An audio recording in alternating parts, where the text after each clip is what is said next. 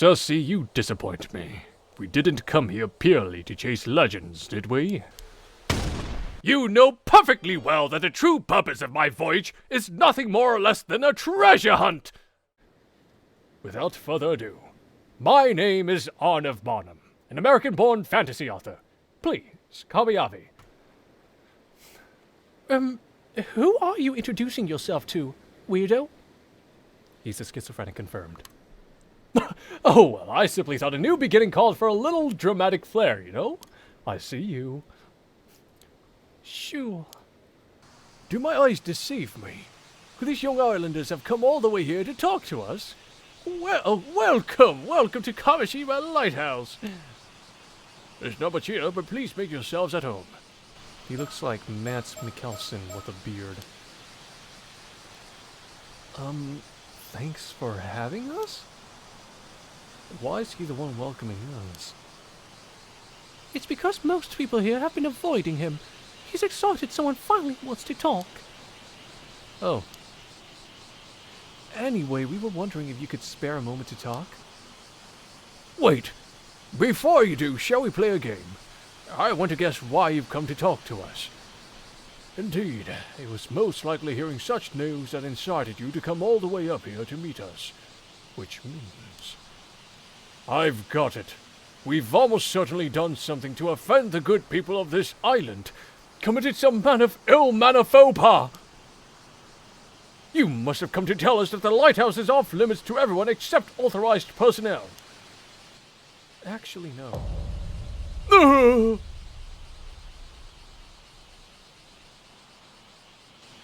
The bitter taste of failure. And thus does my stint as aspiring detective end in ignominy. I'd say the whole show was kind of a social faux pas, at least. Bro just called him cringe. Don't worry, he's always like this. He'll bounce back in no time. Since you didn't guess right, do you mind if I continue? Oh, asking my permission, are we? Well then, by all means, permission granted. Thank you, yes, my name is ARNAV BARNUM. You can call me Avi as a sign of a newfound friendship. And also because I like it better.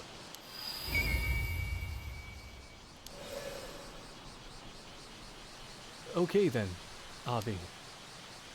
Such a pleasing ring to it. And what can I do for you, young man? Would this girl be your daughter? Not quite. Miss Cersei Lunalight here is a distant relative of mine. Yes, Miss Cersei Lunalight would be me. Nice to meet you. I'm Yuzo Minakuchi, a resident of Kamishima, and this is Azami Kumoi. Nice to meet you. Yuzo and Azami, eh? The pleasure's mine. Wait. Minakuchi. Oh-ho, so we've piqued your interest, have we? I'm a fantasy writer by trade, with a reach spanning the Atlantic, from bonny England to vast America. Not that any of his books sell at all. That's right. For some reason, no one buys my novels. Quite the mystery, no? Alas, a fantasy writer has no need for mysteries. What's that? I earn more as an occult writer, so that might as well be my main job now. Humbug, I say! Stick a sock in it and mind your own beeswax! I see. In any case, I'm just your average free spirit. Footloose, fancy-free, and all that. What's that? You're wondering if my bohemian nature is the reason I remain unattached and unnude. Unwed. Humbug, I say! Stick a sock in it and mind your own beeswax! You seem to be enjoying yourself. I am indeed. Why not give it a try yourself? 1, 2, 3. Humbug, I say! Nah, I'm good, actually. Thanks. Impressive as it is, I concede doing this pose 3 times might have been a bit much, yes. This guy's a character. This guy sure is hard to keep up with. At any rate, I recently found myself with a pressing need to visit your fair country for research. Fortunately, young Cersei here just happened to be studying in Japan, and kindly agreed to accompany me as my guide. Your guide? Indeed. She's quite the enthusiast when it comes to Japanese folklore and occult phenomena, and such a pleasure to converse with as well. Issei Shima is a deeply spiritual region, full of sacred places I've always wanted to visit. We've traveled around the mainland before coming here, but this place stands out above and beyond. My nose almost started bleeding from the exhilaration. So, what brings you to Kamishima today? I'm glad you asked, young user. We were hoping to pick your brains on the topic as well. There wouldn't happen to be any legends concerning mermaids passed down on this island, would there? So you really are looking for mermaids? Oh, indeed we are. You know what mermaids are, yes? I refer, of course, to the mythical half-human, half-fish creature. Sure, we know that much at least. Then I may be able to provide a modicum of additional information on the subject. Additional information? Well, you may be aware that the typical Western mermaid is envisioned as having the lower half of a fish and the top half of a human woman. It's thought that this interpretation has its origins in another sea monster, the sirens of Greek mythology. Their claim to fame is surfacing near reefs and bewitching sailors with their beautiful voices. Andersen's fairy tale, The Little Mermaid, is a famous example of this type of mermaid. Indeed, it caused this image to enter common knowledge. Yeah, that's what comes to mind when I think of mermaids too. A typical mermaid, right? But the mermaid that appears in ancient Japanese folklore is quite different. This mermaid has only the head of a human, with the rest of its body being a fish. It appears it was seen more as an evil spirit or a yokai in nature. Legend that eating its flesh will grant immortality also implies that it was seen as more fish than human. Sure, that makes sense. People would definitely think twice about eating something that looks human, huh? This isn't to say there's a difference in Eastern and Western interpretations of mermaids, mind you. One could rather assume that there are several different types of creature that can be encompassed by the term mermaid. After all, there were also reports of more humanoid or demi-human mermaids being sighted in Japan in later years. Different types of mermaids, huh? Personally, I think lumping the two under the same appellation is a mistake. After all, they're two different creatures that just happen to share the same trait of being half fish, half human. It leads to misunderstandings when conflicting stories get passed down, and the whole concept gets treated as an occult malarkey. I think I see what you mean.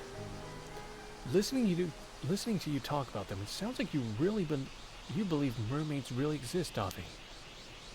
But of course I do. After all, I didn't come to research mermaids. I came to look for mermaids. Bum, bum, bum! This is all very compelling. Isn't it? I think this is the first time someone's agreed with me on the matter. And that brings me to my next question. You wouldn't happen to have any local info on mermaids, would you?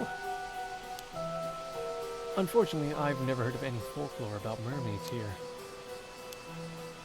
I see. That would align with the answers we've received to our other inquiries thus far.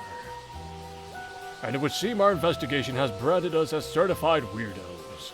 Most everyone now turns us a blind eye as well as a deaf ear. A deaf ear, I mean.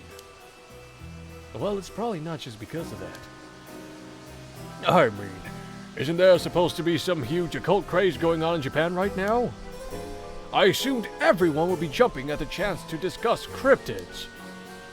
Pretty sure that's just a small group of enthusiasts getting worked up. A very vocal minority, yeah? If you're that interested in the occult, what brought you all the way to Kamishima? Do you have a reason to believe mermaids could be found here? An excellent question. I do indeed. More precisely, I had reason to believe they could be found around Taishima, an island that no longer exists. Taishima! Indeed. I obtained this information through personal research, so I imagine it's not common knowledge. But some say there were 3 mermaids, Sobae, Nagame, and Hayase, living in the seas around Taishima 400 or so years ago. 3 of them? And you even know their names?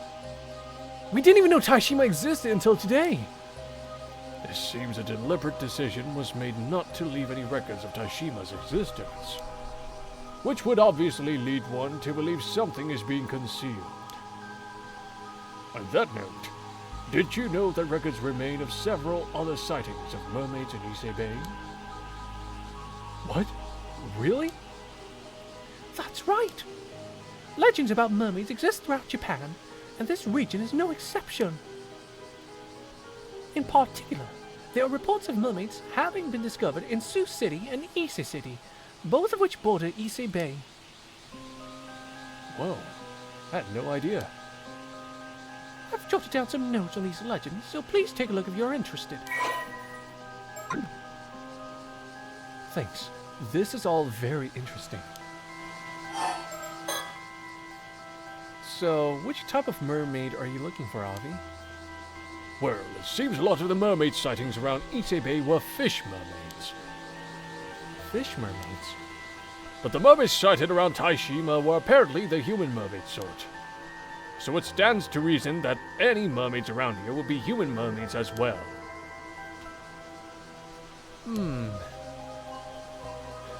By human mermaids, you mean the sort that are closer to humans than fish, right? Indeed. The ones closer to fish, meanwhile, are known as fish mermaids. Well, that's what I call them anyway. I see. I don't know whether that makes it easier to understand or more complicated. In that case, mermaids whose flesh would make you immortal if you eat it would have to be fish mermaids then, right? Another fine question. It is indeed difficult to imagine people eating the flesh of human mermaids. But I personally believe that human mermaids also have the power to bestow immortality on people. Oh! I wonder. How about another refresher on myth and legend? Are either of you familiar with a place called Ryugu? Ryugu? Is it related to the Ryugu Palace that appears in the tale of Urashima Taro? Just so! So, Destiny!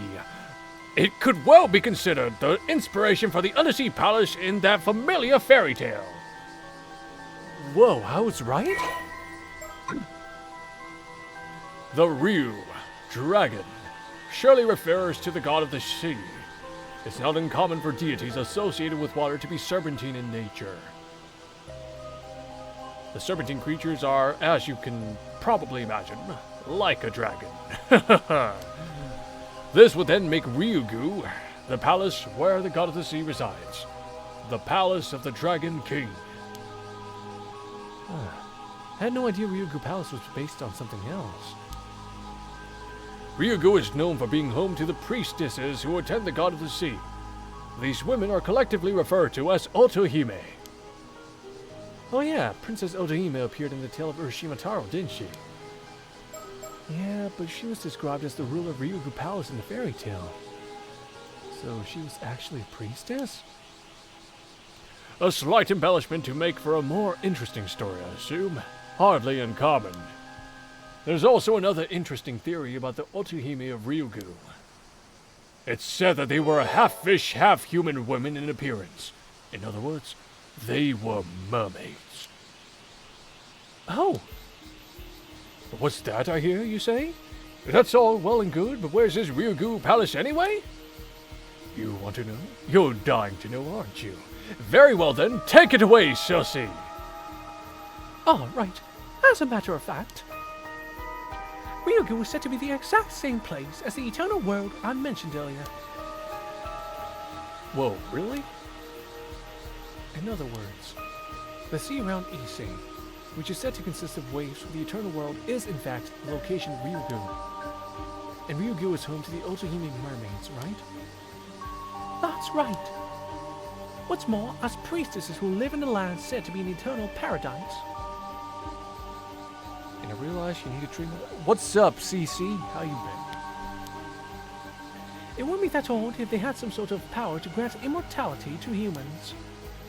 Even in the tale of Urashimataro, Princess Otohime displayed an ability to influence the physical age of other people using the Tamate Bako.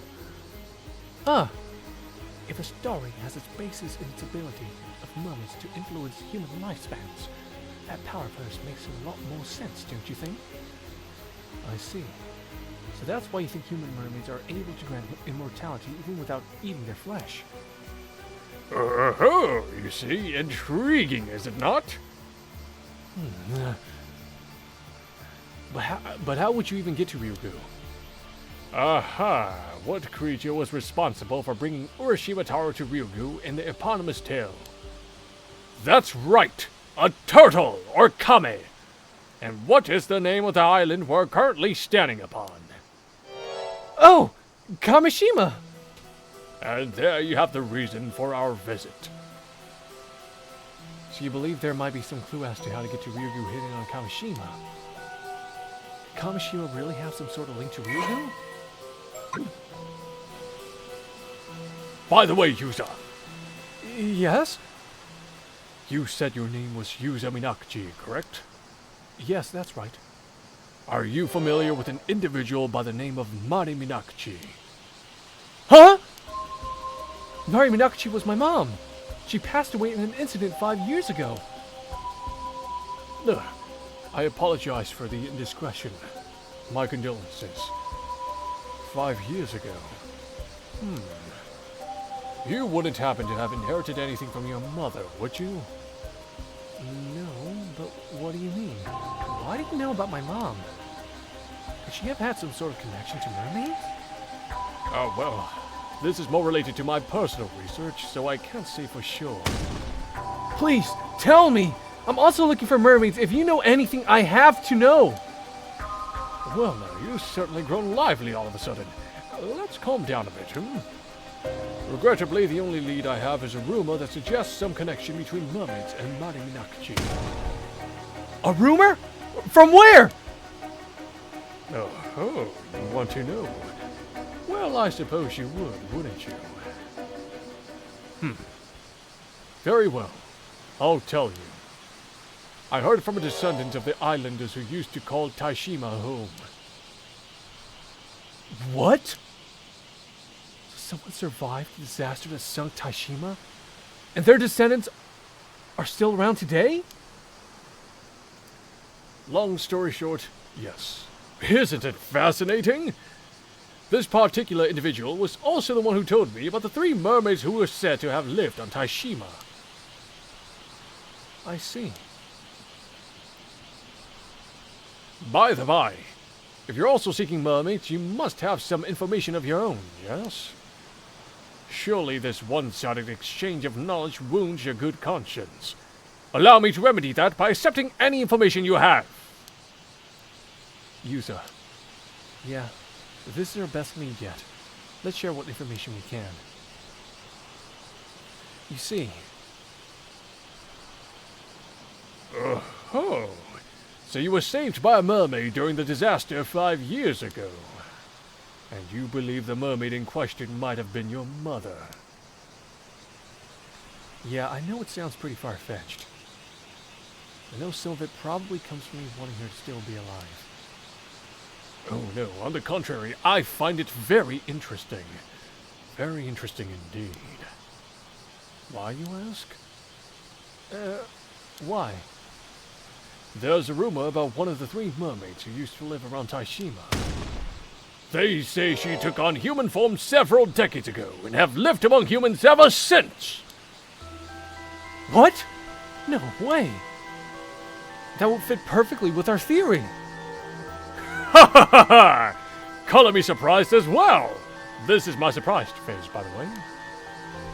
You're not seeing it because the camera's not. Anyways, but it would be very interesting if that was the case.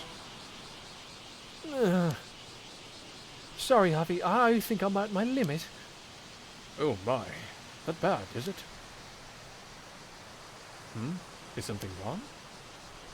My apologies. As much as I wish we could talk more, it would appear we're out of time. I'm afraid we must bid you goodbye for today. Then you believe some of the tales were embellished somewhat? That sort of thing happens all the time. Legends are always mixtures of truth and fantasy. Moreover, it doesn't make sense that every single immortal would decide to become a nun. There were likely some places that simply believed Yabikni was a term for an immortal. Rather than a nun, for all we know, she had armor be none of that, and became an armor diver.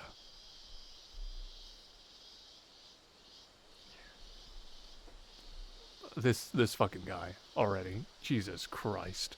Okay. So funny. Bottom. So funny. That's actually pretty insightful. Many legends are based on simple semantic misunderstandings. That just... She just does not give a fuck right now. Now wait just a minute. I won't stand here. Let my dumb joke actually become a salient point of discussion. Let's drop it then. Of course, the exact timing of the events is still unclear, but that does present an interesting possibility. She could very well still be living in this village. Wouldn't that be a compelling development? Leave it to an occult writer to think up something like that. That's right. You're seeing the prodigious imaginative power of a fantasy author in fiction. Yes, it's really something. Well then, I suppose that brings this particular subject to a close. On to the next. No rest for the wicked, I say. Time to tackle the next mermaid myth. Sure.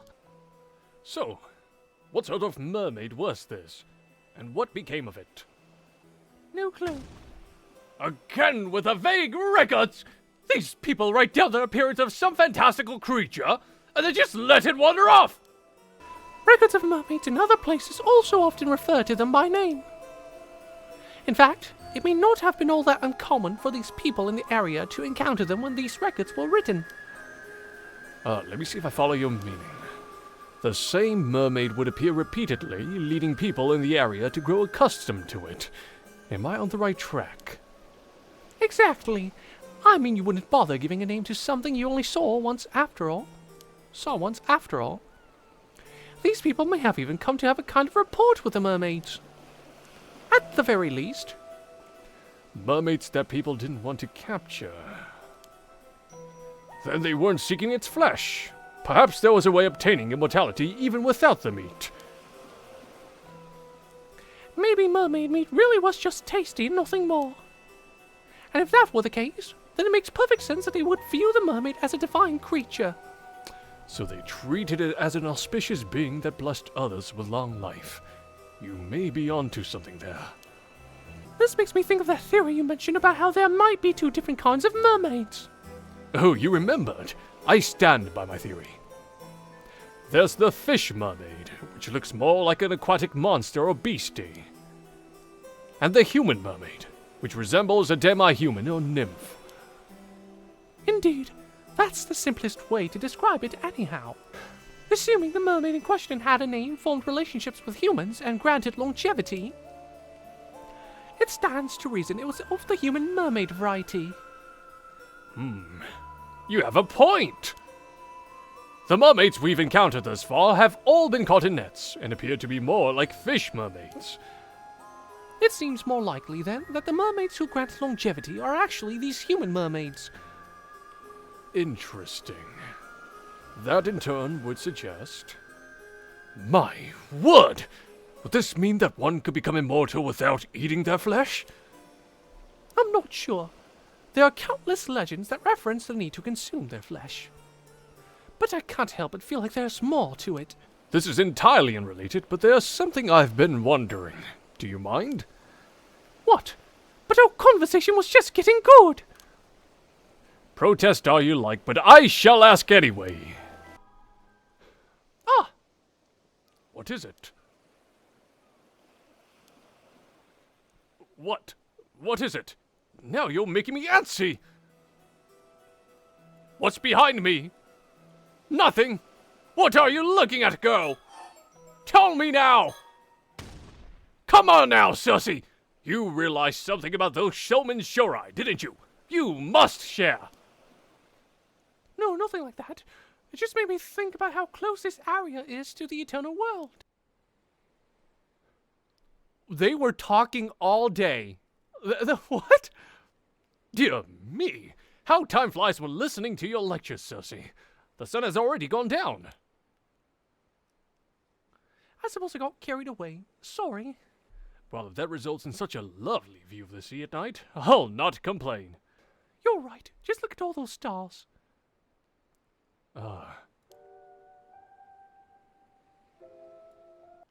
Hikaboshi, Altair.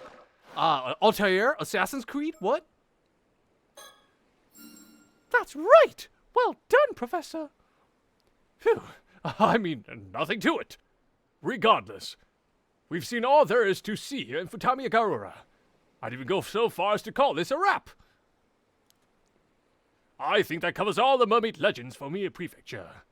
But is there anywhere else you're keen to visit, Sussy? What? We haven't even visited Ise Shrine yet! Ah, you've got a point there. But it's getting late, so let's save that for tomorrow, shall we? All right. So that's Toba City over there, eh? What's Toba got going for it? Well, the first thing that comes to mind when thinking about Toba is Toba Castle, built in the Sengoku period by none other than the pirate daimyo Goro Majima, Lord Kuki, who at one time led the Kuki naval fleet. Oh, that's more exciting than I anticipated. As for the Tobishima area, it's famous for having the highest population of armor divers in Japan. Aha! I knew there'd be something touristy. What a fantastic blend of culture and history. Right, well, as fascinating as all of this has been, Cersei, I'd say it's high time we return to our primary topic of interest here. Oh, and what would that be? Personally, now that we've visited Ise Shrine, I'm more or less satisfied. Tut-tut. Cersei, you disappoint me. We didn't come here purely to chase legends, did we? Oh, and here I was hoping we could move on to buying souvenirs next. You know perfectly well that the true purpose of my voyage is nothing more or less than a treasure hunt! Right. Of course, I'm sure all this information we've been gathering will come in handy as well. First things first, let's head back to the inn. From there, we can plan our next move. Oh, pardon me, but would the lovely lady and handsome gentleman be willing to spare me a moment? Who's this? Why, yes, the gentleman does have some time. I suppose that makes me the lady, then. Oh, it's you. He did it. Whatever he did, no, whatever's happening in the story, he did it. He's the bad guy. I do not trust him one bit. He looks sketchy as hell. He's the bad guy. He's the bad guy. He's the guy behind the phone call. He's the one killing the women. It's him. It's him. It's him. Huh? He has? For how long? Since the Ise Grand Shrine, I believe. Truly? Maybe you could try to keep me apprised of things like this in the future, Cersei. It appears I was in as stealthy as I thought. My apologies for the indiscretion. But you see, the two of you piqued my interest. Foreigners in Ise Bay searching for mermaids. Yeah, no, whatever he did it. That is not a trustworthy looking face. I can tell you that right now, Chad. Nah. No! Gah! You overheard everything! How embarrassing! Harvey, hollering won't lessen the embarrassment. It just adds to it. But how rude of me. I ought to introduce myself. I'm an event planner here in Ise City. My name is Kipe Ikoma. That name sounds so familiar. I apologize for the rudeness, but I actually just ran out of business cards of my own. Did you ever have any? I had heard you need to carry business cards in Japan if you want to avoid looking suspicious, but I still forgot to bring any. but the free-willing and forgetful man before you goes by the name ARNAV BARNUM, a fantasy author who is merely passing through. Do you believe me? Or am I too suspicious? Without a business card for proof, the verdict is yours alone to make. Aren't you a delight? I was right to take an interest in the two of you. This is... He's the bad guy. Like, come on. Come on. He has villain written all over him. Slimy-looking motherfucker. I have another interesting rumor from this descendant to share. Oh, I'm all ears. It concerns one of the rumored Taishima mermaids. It is said that a few decades ago, one of those mermaids turned human and now lives among us. We're not doing this again. I swear to God, I can lock in this time. No kidding! She became human? It does ring a bell, though. Why, that is exactly like the story of the Little Mermaid! What an exciting discovery! You say this was only a few decades ago. That makes it quite recent. This form of mermaid could even be walking among the people here as we speak. If the story is true, then yes. However, I'll concede that even I find the story hard to believe. It is a little fantastical. By the way, may I ask why you're searching for Isebei's mermaids, Avi? No particular reason. I just thought it'd be fun to wander through some sightseeing areas related to the mermaid folklore, that's all. I see. Well, since you've traveled all the way to Japan to sightsee, I'd love to ask you some questions. Was there anything missing from the areas you visited that you think might have made your trip more enjoyable? What about those photo spots you put your face in? I know those. I love them. Really? Are they that interesting? They're a Japanese tourism classic! It would be nice to see more of them. Agreed. If I saw one, I would certainly take a photo with it. Oh, and please sell more of those little pennant flags. I can't resist them.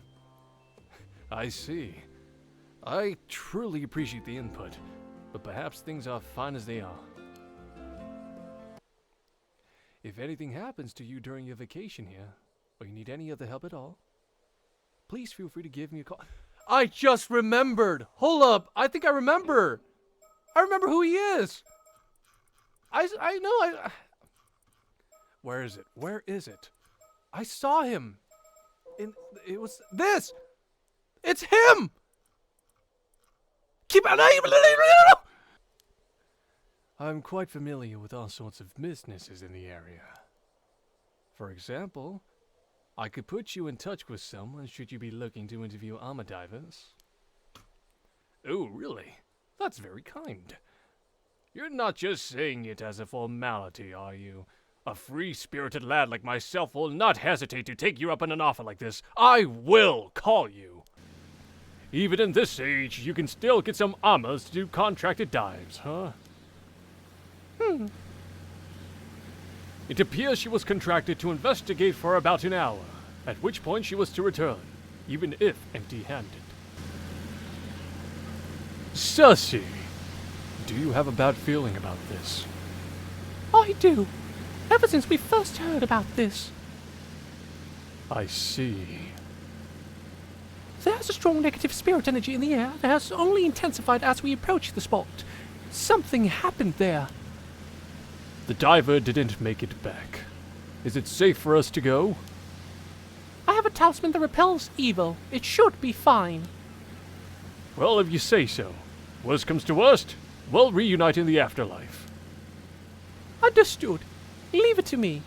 Ooh, abandoned, sketchy-looking ghost ship. It's got that green aura on it. Flying Dutchman-ass fucking boat. That must be the armor diver's boat. There doesn't appear to be anyone around. How unsettling.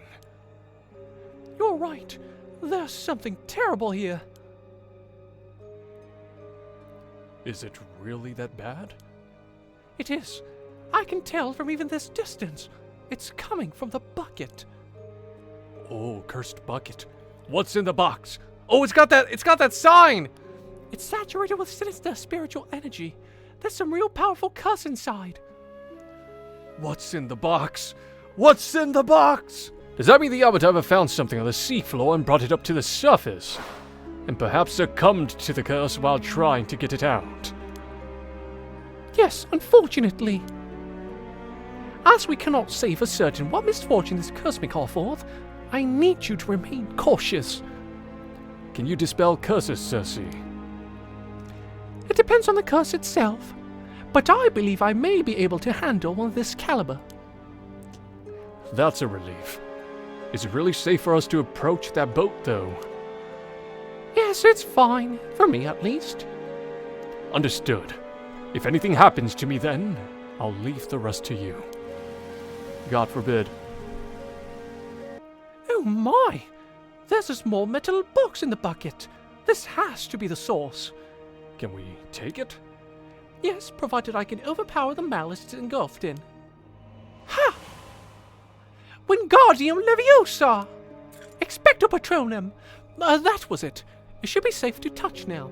I'll leave that part to you. No problem. It's pretty heavy. What do you think this box is exactly? It appears to be quite old. It likely dates back to the same time period as your map. Here, take a look at the symbol on top of the box. Do you recognize it from anywhere? Oh, this is that strange symbol we saw on the map. It's thus fair to say that the map was leading us toward this exact box. That only makes its identity all the more intriguing. There's some strange lines on the side. Perhaps it is some sort of pattern. It appears to be open from the top, but it's not budging at all. It would take quite a lot of strength to force it open. I believe this box has been sealed with a powerful spiritual energy. It was probably sealed by a skilled sorcerer a long time ago. I doubt it will be opened by any normal means. I can feel something shifting whenever I turn it. There must be some kind of mechanism inside. Then I suppose you'll want to align the box with the spiritual energy of this place. In English, please? It is likely that the mechanism for unlocking the box is activated by orientating the box in the right directions in the right order. I see. So I have to figure out where to point it. Leave it to me. Wow, that wasn't hard at all. Okay. Oh, wait, it has to be in order. 1, 2. Okay, I see. So 1. Where's 1? I believe it's right here. 1. Oh! I felt something move inside the box! I must be on the right track! Nice, keep at it!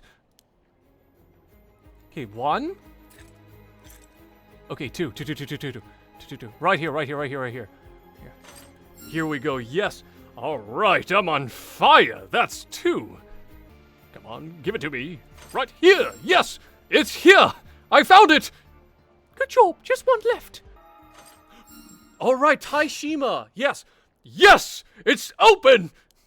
See, easy riddle. Congratulations! What's inside? Let's see. Huh? What is this? Some kind of small wooden carving. Oh? Curse stone acquired. Curse of the Forsaken Fish? It's the mermaid curse thing? Oh god. Oh no. Whoa! Something came out. Yikes! What is this? Make it stop! A deep and painful, resentful memory has invaded my mind! Drift forever, ill-doers, BS fish, perish. You have acquired the Curse of the Forsaken Fish Curse Stone. You can use it to turn people into fish and kill them when they are submerged in the water of Issei Bay. It can even be used at a distance, provided the target meets the requirements. Press the Use Curse button when you wish to use the curse. Oh, damn. How did he come across it? What? we found the source of the murders. What the hell was that? I'm not certain, but I believe we may have just acquired a curse tool known as a curse stone. However, they are rarely possessed by such powerful curse echoes. How lucky! If you truly are congratulating me, then I'll happily celebrate with you, but can I ask you something first? Of course. Am I cursed? Am I going to die? I wouldn't say you are cursed, per se. There was a similar case in Tokyo last year. Hold on for a minute. I cannot think straight. This is far too overwhelming. An incredible amount of information flooded my mind just now. I need a moment to settle before I can take in anything else. You must mean the resentful memory held by the curse. It's a phenomenon wherein the events leading up to the curse forming are passed on to the curse bearer so that its grudge will spread.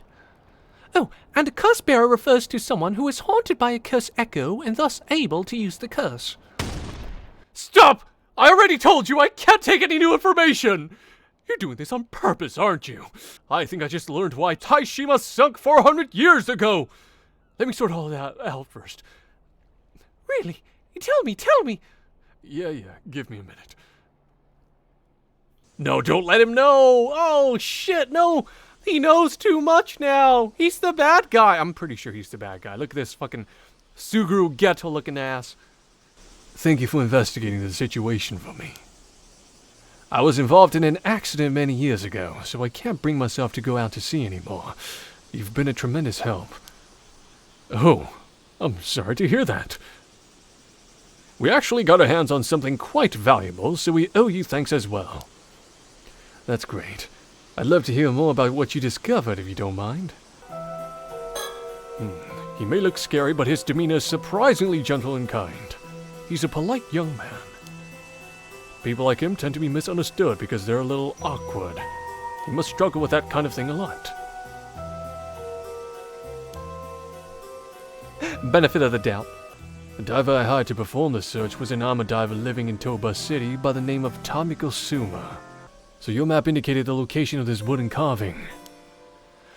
We believe so. The question is why? Why go all the way to not just hide it, but to conceal the map in a mermaid mummy? How very intriguing.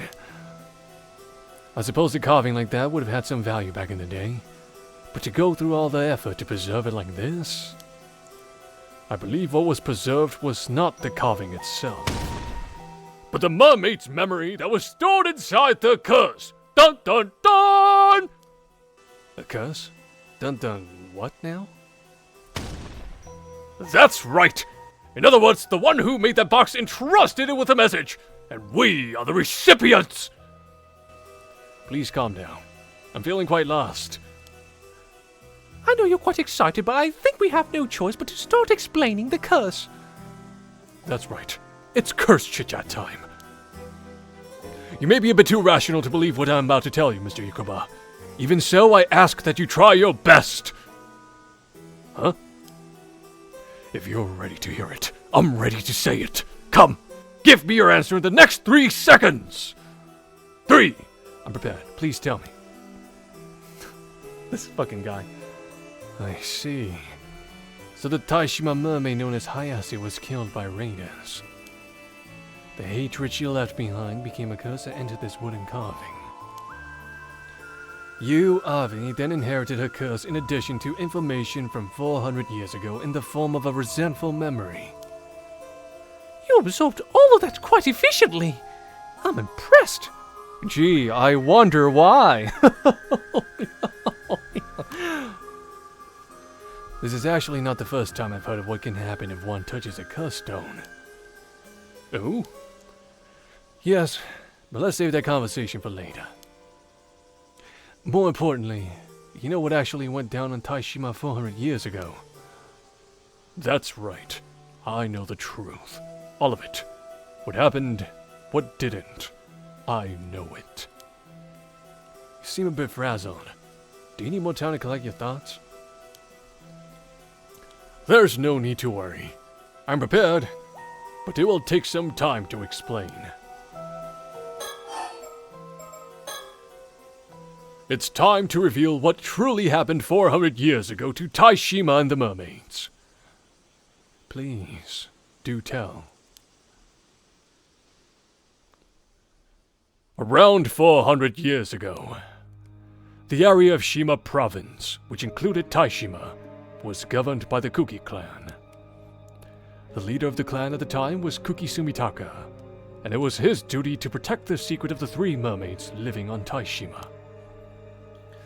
That must have been so by Nagame and Hayase. However, the legend that eating mermaid flesh could grant immortal life was well known. So he secretly hid them on Taishima so no one would learn about their existence. It appears Sumitaka thought of the mermaids as a sacred or divine existence. The thought of seeking immortality for himself likely never crossed his mind. The land where the mermaids lived was a sanctuary that he fiercely protected at all cost. In other words, Taishima was an island where people worshipped the mermaids in secret. Is worshipped spelled wrong? Isn't it supposed to be 2 P's? I can't tell. Indeed, it meant the people living on the island were not simple commoners, but gods tasked with protecting the sanctuary and its mermaids. Sumitaka was so dedicated to keeping the mermaids secret that he kept the existence of Taishima out of historical records. The public believed the island was entirely uninhabited. I see. By keeping its existence hidden, he was able to keep the mermaids safe. However, a vassal of Sumitaka's uncle, Yoshitaka, learned about the mermaids on Taishima. He passed this information on to Yoshitaka, who believed obtaining immortality was a must to rise to the top in an era that was often plagued by war. He commanded his vassal to lead his army to Taishima and do whatever he had to do to return with the flesh of a mermaid. Sumitaka and those on the island resisted, but the invading army was far too powerful. The island was swiftly overrun. Ultimately, Hayase was captured and brought before the vassal. The vassal tortured her, demanding she grant him the power of immortality. But Hayase did not yield, even to the most hellish torments. She screamed and cursed with despair and anger until her dying breath. That's horrible. The hatred Hayase felt at the moment of her death led to the creation of the curse of the Forsaken Fish. Bro, that's fucking metal. And that is what I learned from the resentful memory inside the curse stone. But to be honest, that is only half. Half of what? Half of the memories. The other half is the memories of the one who left behind the metal box. Namely, the story of how the curse of the Forsaken Fish became a curse stone. Having failed to obtain immortality, the vassal flew into a rage. He had all inhabitants of Taishima slaughtered as revenge for keeping this secret. This guy was the worst. Finally, he continued his advance to the sanctuary the islanders had protected down to the last man. There he destroyed its shrine. What irony that he came so close to the secret he had been so desperate to find. Are you saying the other 2 mermaids were still in the sanctuary? No. They had already fled Taishima. Actually, there were 2 other survivors. Sumitaka's adopted daughter, Princess Hatsune, also escaped the chaos of the invasion unscathed. There was one other islander who managed to survive as well, taking with him the treasure the mermaids had protected. The mermaid's treasure. This may shed some light on the descendant you spoke of earlier. Of course, she must be descendant of the man that escaped that day. We now know she was correct when she spoke of 3 mermaids living on Taishima. So we do. Putting descendants aside for now, let's return to 400 years ago. The vassal's invasion and destruction of the sanctuary was like a trigger. as a reaction to the sanctuary's fate and their own ill-deserved deaths. The sorrow and hatred of the islanders swirled together and formed into the curse of the raging waves, a natural disaster that shook the heavens when it descended upon Taishima. The curse bombarded Taishima with violent winds, earthquakes, and thunder. Then, in a final act to protect Taishima's lost sanctuary, they sank it into the sea to destroy all evidence of it ever existing. They destroyed it? The small island of Taishima sunk swiftly under the waves. The vassal and all of his men were, of course, all killed thanks to the curse. Damn, that's fucking heavy. But one problem remained. That wasn't the end of it.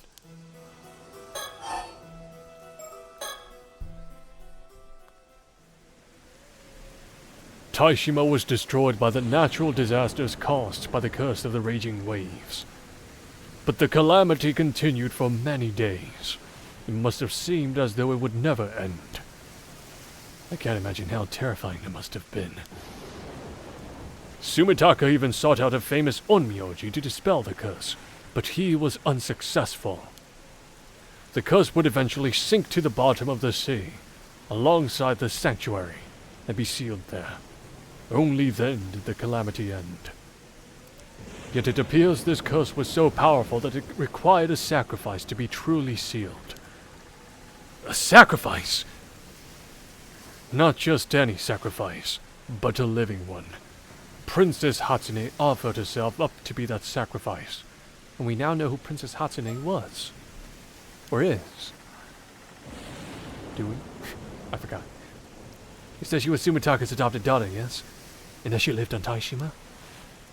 That appears to be the case. Sumitaka was evidently so taken with her that he decided to adopt her. The rumor that she threw herself down a well was likely spread to cover up the real cause of her death. So Princess Hatsune was actually sacrificed. The seal would hold for 400 years. They must have hoped that the curse itself would fade during that time too. However, the curse of the forsaken fish created by Hayase also continued to linger in the same place. So the onmyoji sealed it inside the wooden carving, turning it into a curse stone. Then the same onmyoji, knowing that the seal would only last 400 years, stored his memories within the curse stone to pass on this information. He wished to pass down his knowledge for others to use in the event the curse outlasted the 400-year lifespan of the seal. He left behind instructions on how to completely dispel the curse of the raging waves. Indeed. I've compiled it all in my files. So that's what happened. And that wraps it up! I got all that info beamed into my brain in a flash, and yet I still managed to present it as an enticing narrative, eh? How amazing was that? You're utterly astounding! Wow! Incredible! Fish mermaids have been recorded as having only human heads or faces, or appearing human just from the chest or shoulders up. If the curse starts at the feet and travels upward, that would explain the variety of fish mermaids that have appeared. Gah. It may even be the true identity of your mermaid mummy. Interesting. Still, without analyzing it directly, there's no way to know for certain. But perhaps this is why the mermaid mummies originating from Japan are of such high quality.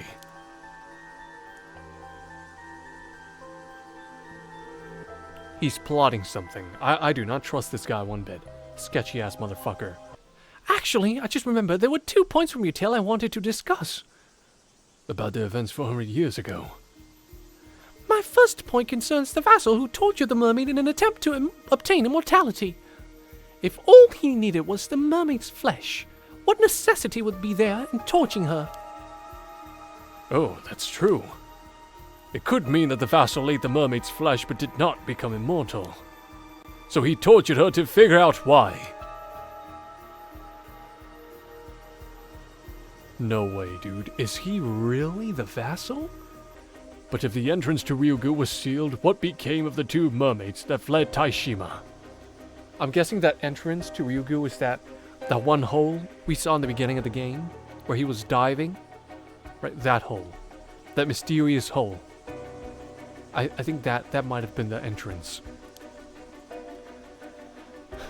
I doubt Sobai and Nagame managed to return to Ryugu. I believe they've been living here in the human world for the past 400 years, waiting for the seal to be lifted. They just hid somewhere away from human eyes. If that is true, then they've been successfully hiding for over 400 years. Of course, if they were to hide themselves at the bottom of the sea, it'd be practically impossible to find them.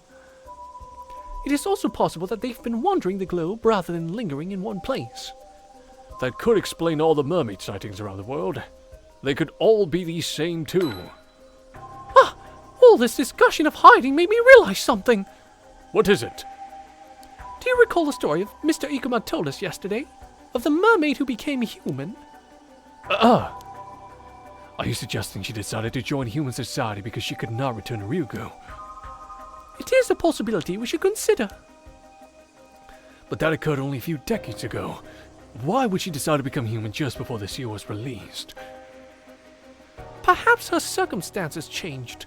We can only speculate on the motivations of someone who has lived for centuries. It is possible she did not feel compelled, but decided to become human out of her own desire. Could she have met someone she wanted to have a mortal life with? Like in The Little Mermaid? That is certainly possible, and quite romantic too. I'll have to write this down. It could make a solid novel. Oh, I've just realized something. What is it? You heard about this mermaid from the descendant of the Taishima survivor, yes? That's correct. I feel it's only right that we are informed of the things we learned. We'd love to talk to her. We're quite curious about this mermaid treasure, too. It must have been passed down to them through the generations. I understand. I'll probably drop by her place later anyway, since I also have to handle the matter with Misuma. I'll discuss it with her then.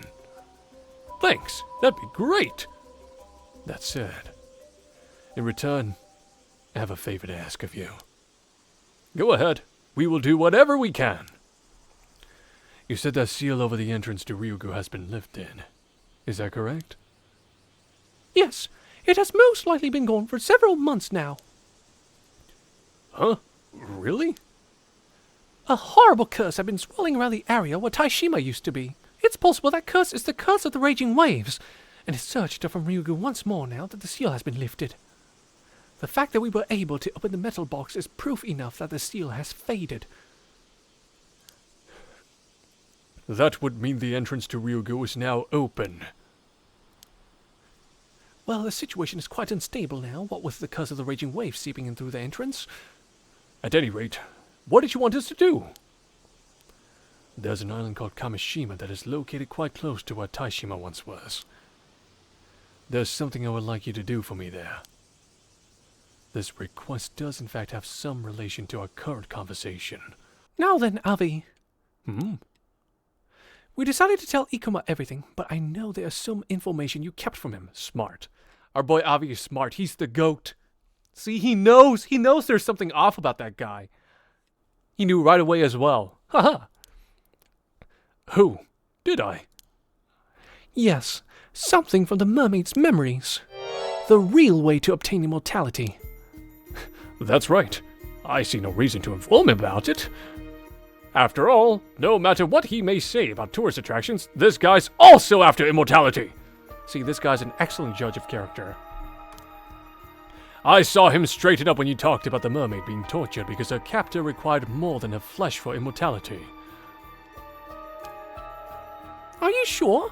I thought this girl, if he even had one, was to quell the curse of the raging waves. Perhaps there's that too. He even asked us to go to Kamishima and find the still-tied mirror in his stead. You did mention lifting the curse required the mirror, as well as the help of the Taishima descendant, right? There was also something about lifting seal first, but I don't know what that part's all about. Well, I see no harm in quelling the curse, so I say we continue to cooperate for now. Agreed. Though I do wish we did not have to approach Kamishima at all. The evil atmosphere is nauseating. However, we must consider the possibility that Ikuma actually has his eyes set on the mermaids in Ryugu. It's possible he may be searching for mermaids, like us. I suppose that discussion can wait for later. First, we must find the treasure that the survivor managed to slip out of Taishima. You mean the treasure required in addition to mermaid flesh when attempting to gain immortality? Yes. It's a treasure known as the Tamatebaku. Mermaid flesh has to be put inside and purified by it to have any effect. So provided one has both the flesh of a human mermaid and a Tamatebaku, then immortality is indeed attainable. Boom! Hello again. ARNAV Barnum's back on the scene. Allow me to summarize. As expected, Ikuma contacted us today, telling us we'd have to wait a little longer before we could meet the descendant. Thus, figuring he had no intention of letting us meet her anyway, we decided to use Ceci's ability to go looking for the descendant ourselves. Who exactly are you talking to? I'm merely setting the scene. Really feels like it raises the stakes, no? Makes it feel more like a thrilling adventure. Sure, you got me all worked up. But I'm trying to concentrate, so could you please stop distracting me? Oh, right. Sorry. Ceci is using her dowsing ability to search for the descendant right now. What's that? Doesn't her dowsing only let us look for spiritual energy? And on top of that, doesn't she have to be familiar with the energy she's looking for? That's right. I was thinking the same thing. However, Ceci was perfectly prepared. Before parting with Ikoma yesterday, she asked him to hand the iron box to the descendant where he paid her a visit. She said the descendant ought to have it, since it is so deeply connected to Taishima's history. Ikuma agreed on the matter and would apparently go through with it, assuming he did hand it over. Then the iron box with its massive amount of spiritual energy has fallen right in the lap of our target. Now, Ceci just has to use her dowsing to locate the box. At least, that's the plan. However, her dowsing's range is limited. With the spiritual energy the iron box possesses, its range is probably just 2 to 3 kilometers. So we had to narrow down the target area somewhat before starting our search. So, any idea where we might start looking for the descendant? I think Mr. Ikuma said something about visiting her several times before she finally agreed to talk, didn't he? He did. Which would mean that she's a difficult person. She must live close enough for him to have paid her frequent visits. Yes, exactly. So I think it'd be best to start by searching the towns within Toba. I see. But there are quite a few towns in this area, right? About that, when we parted yesterday, Mr. Ikuma mentioned something else that stuck with me. When you asked to meet the descendant, he said he'd probably drop by later anyway, since he also had to handle the matter with Misuma. Ah, right. He did say that. So basically, he said it like he would drop by while he was in the area, so they likely lived close to one another. Yes, I was thinking the same. Those towns with many Amadivas are our top candidates. So that means... So that means we should probably start by searching all the towns in Toba that are home to a lot of Amadivas. That's right. We can make our way up by searching along the coast for starters. It'd be nice if we'd at least learn the descendant's name. We might have a lead on that. Think of your research into the past of this place. Oh, right. I believe the name was Somekawa. That's what Taishima's survivor was called. If there are any descendants, then they must still bear the same name. That's right. It's another clue we can follow. Got it right the first time. Hey! And so we ended up spending the morning traveling along the coast from one fishing town to another. This is the 4th town we've searched so far.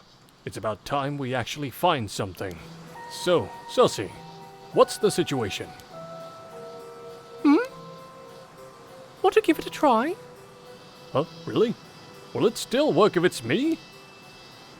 I'll still be holding the pendulum, but you can see for yourself if you'd like. Color me intrigued. I'm in! All right, just like this. I'll hold the pendulum. Direct me to move in different directions to see where it reacts. Very well. Bring it on! The pendulum won't respond right away, so the trick is to point it in one direction and wait a while. Once you find the spot where it reacts the strongest, just shout that you figured it out. Got it. When it comes to yelling, I'm your guy!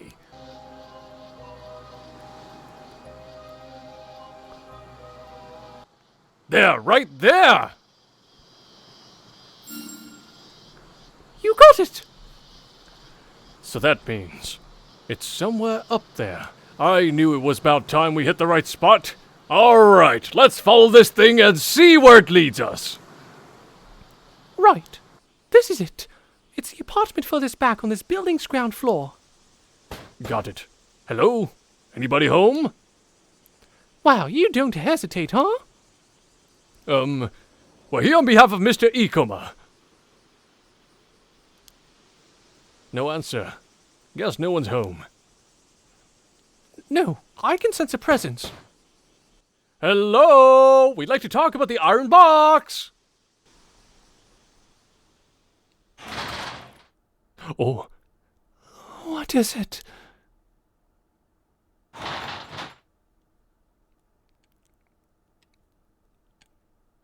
Ah, you two. Avi and Cersei, is it? So you're the ones who found that iron box? Yes, that's right.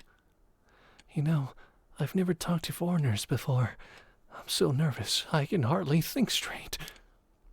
Please, no need to be so tense, Miss Omikawa. I promise we're both harmless and cheerful. Right.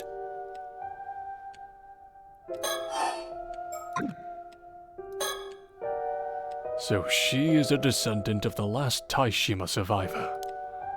The way she dresses makes her look older, but I'd say she's probably around my age.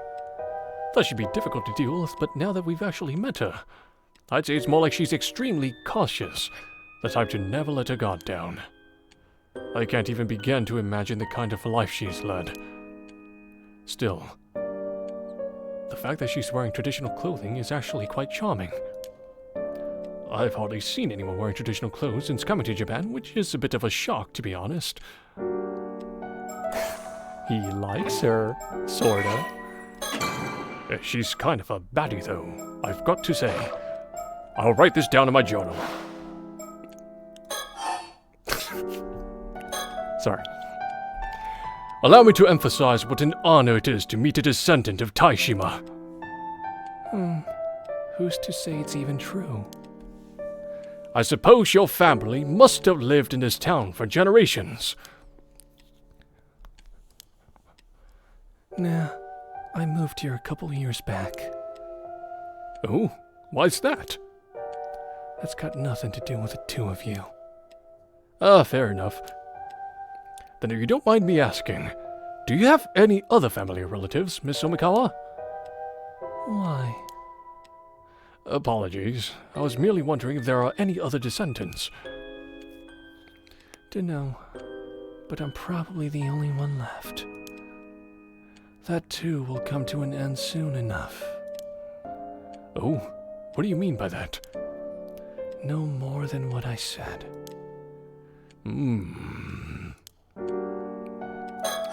So mysterious. So do you live here by yourself, Miss Omikawa? That's right. Where exactly did you come across the iron box? I followed this map that was in my family's possession. Supposedly, it was left behind by the Onmyoji who sealed away the curse of Taishima. A map, you say? It led us to the iron box. It must have been resting at the bottom of Issei Bay. Since it's such a valuable artifact deeply connected to Taishima's lost history, we felt we absolutely had to tell you about it, Miss Omikawa. Oh, yeah? If I may say so, I noticed your interest in the iron box. Could it be you already knew of its existence? I didn't know it was a box, but I'd been told something still remained of the island. That makes sense. Speaking of that box, I don't suppose there was something inside. Yes, inside was a record detailing how Taishima was destroyed, along with information on the curse of the raging waves. A record? Oh, allow me to fill you in on the details. And that sums it up. Such a horrid man, wouldn't you say? Massacring the people of Taishima because he wanted to find a mermaid that bad. The grudges left behind the events coalesced into two separate curses, and ultimately, Taishima was destroyed along with everything else. I'm sure it must be excruciating to hear the tale of how your ancestors' home was destroyed. But I believe this story should be passed down so people can learn of Taishima's true history, wouldn't you agree? And that was all recorded in that box.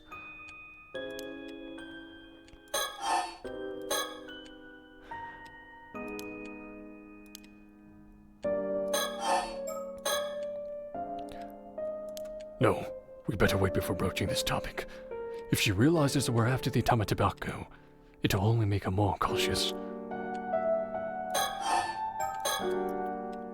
By the way, you may consider this the curious whims of a fantasy author, but would you be able to elucidate me on... Yeah, that's the right word, okay. Elucidate me on some of the stories that have been passed down in by your family? Now I get it. You also came here because you want to ask about mermaids, eh?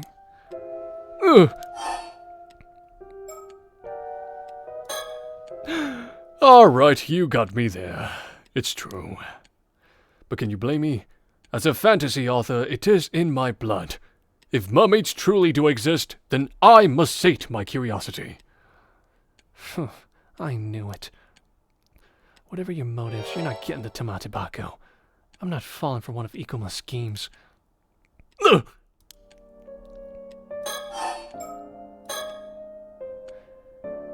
Did you just say that Ikuma is after the Tamatobako? Oh, so you didn't know? Well, he is. That's exactly why I hid it somewhere no one will ever find it. I see. It must be very precious to you then. Well, I'm relieved that Iron Box found its way to you then.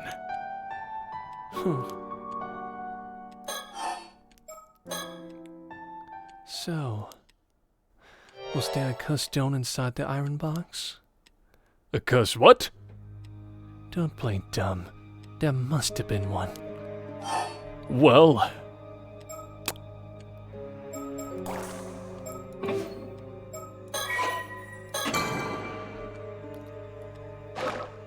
I feel like we should just tell her the truth. I mean...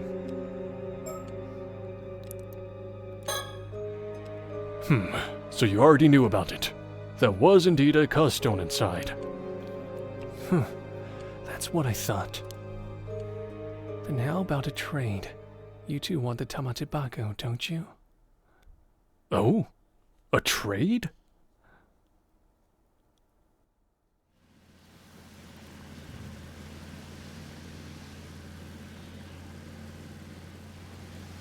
I didn't think we'd be going this far out. You certainly shook me when you said we had to take a boat all of a sudden. Do you think the Tamatobako would be hidden at sea? What an incredible plot twist! My apologies. I guess that's just the writer in me coming through. This is all too thrilling. You sure can talk. Oh, believe it or not, I'm actually holding back. I can actually go on and on at great length once I get started. That wasn't praise. There's nowhere to run in an island. No matter where you go, someone is always near. It's always too loud, grating on the ears. You see, though, once you get this far out, it's nice and quiet. Ominous? Ominous much? Nothing but the sound of the waves. No talking, no irritating folk or commotion. Only fish swimming without a sound. He's gonna kill him. This is fine. Stop the boat.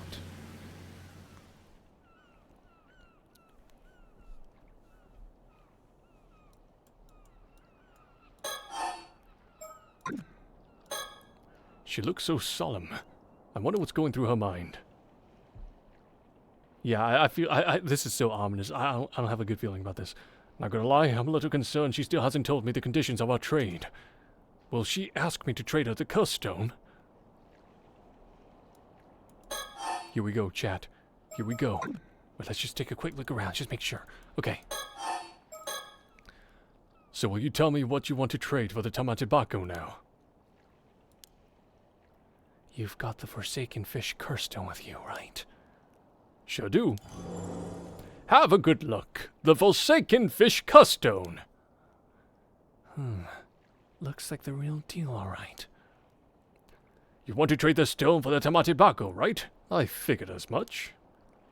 Well, I'm fine with those terms. Let's do it. No, that ain't it. That ain't it!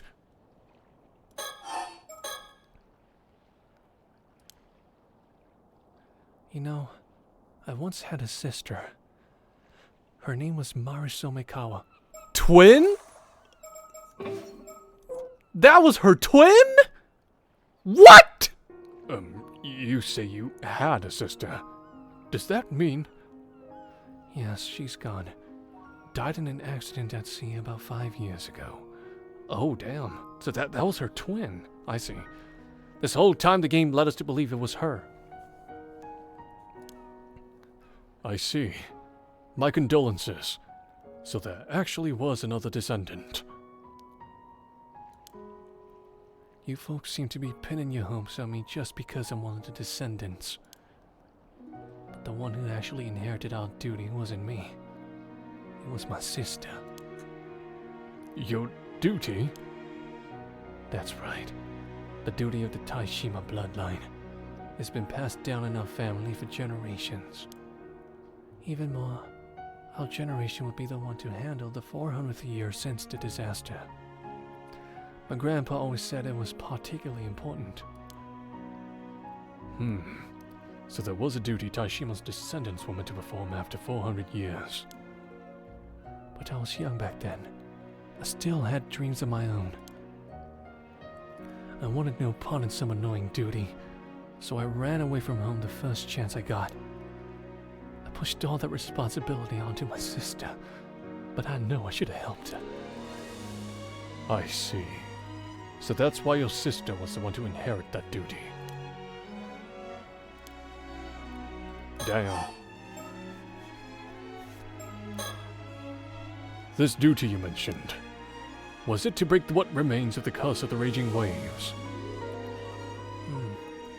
I suppose they were connected, but lifting the curse would have been a step along the road, but it wasn't the goal. Oh, really? Then what was it? Hold on, let me just do a quick audio check real quick. Okay, yeah, good. Our audio's fine, seems like. Well,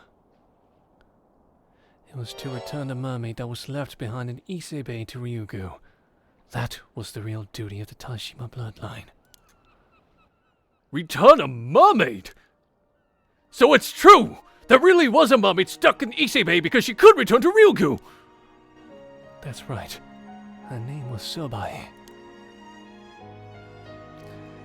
Oh, she's come up in her research. So she was real after all! You see, my sister that took on the family duty, it seems like she actually met Sobae herself. She got to meet the mermaid? After leaving my hometown and making a living as an armor diver, I'd all but forgotten about the duty I'd left behind. I had no idea what our duty actually entailed. When I finally learned the truth, I was crushed by regret. Regret? Why? You know, ever since I was a little girl, I'd always been fascinated by mermaids. Understandable. I read The Little Mermaid so many times, the pages of the book had started to wear away. I would see them in my dreams over and over. Back then I wanted nothing more than to become a mermaid. It's what led me to become an armor diver in the first place. But the true nature of the family duty is only revealed to the one who inherits it. I see. What bitter irony. But couldn't you meet the mermaid after you learned the truth? My sister took pity on me and attempted to call her to meet me once in secret.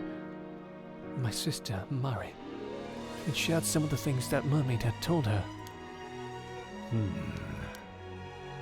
But you know, Sobai was a cautious mermaid who never truly opened her heart to anyone but my sister. Okay, just double check, sorry. Me, on the other hand, she avoided. I was never even allowed as much as a glimpse. Quite the bitter outcome. Mara and the mermaid had grown close as friends. They trusted each other. They were inseparable. But she never once showed herself to anyone other than my sister, not even to a close relative like myself. So she hid herself away for 400 years.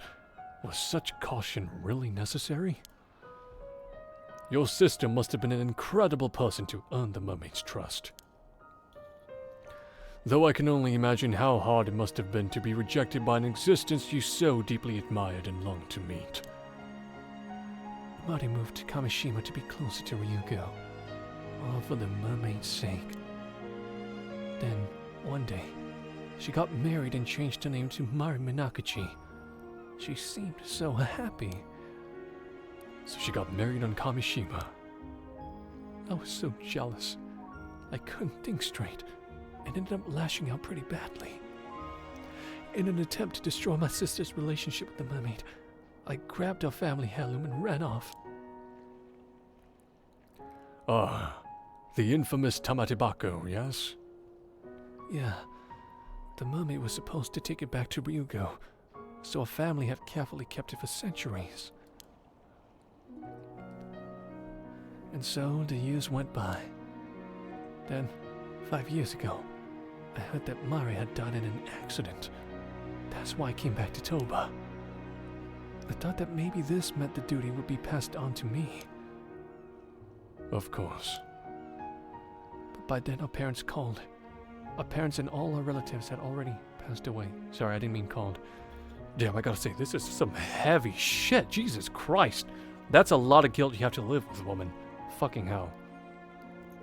Inadvertently causing a huge natural disaster that killed your sister. Like, there was no one left who knew about our duty. There was nothing I could do. I didn't know a thing. Not where the mermaid was, nor how to call her. I'd given up. But while I was digging around, that man Ikuma found out I was a descendant of Taishima. You see, I was struggling to get by. I'd sold the information my sister had told me about the mermaid. Back then I was making a living by giving folks a glimpse of the Tamatebako for a ridiculous price. And that brings us to the present, I suppose. In other words, since your sister died in that accident, your family's duty was never fulfilled. And now you want us to go find the mermaid for you. That ain't it. Dang. I guess it must have been about 3 months ago. I was wandering the coast alone when the mermaid Sobai appeared before me. Oh, you finally got to meet her. She told me this. The Sion Ryugu's gateway has been lifted, so I will be returning. Your sister had done a great deal for me, and now ask you to return the Tamatebako. Wait, what? The seal was lifted! Ah, is that perhaps why the curse of the raging waves had became active again? So what about the Tamatsubaku? Did you return it to the mermaid? I was so overcome with emotion and excitement. I told her, I've hidden the relic. If you want it back, take me to Ryugu. You said what? Not being able to fulfill my duty had been weighing heavy on my heart. But in that moment, that pain was gone. On top of that, I figured the mermaid had come to fetch me. Being able to visit the land of the mermaids, there'd be no greater happiness than that. But Sobai simply told me it wasn't possible and that she'd forfeit the relic. And with that, she was gone. Oh. So the mermaid has already returned to Ryugu then. Ever since then, all I felt is despair and regret. I'm completely empty inside. There's nothing left.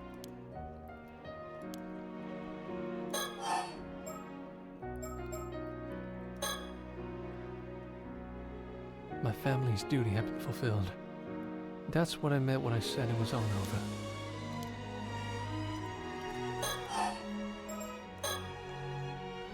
But then, the Tamatsubaku still exists, doesn't it?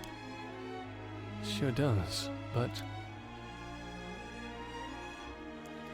even with such a fancy name, in the end, it's just a grimy old box.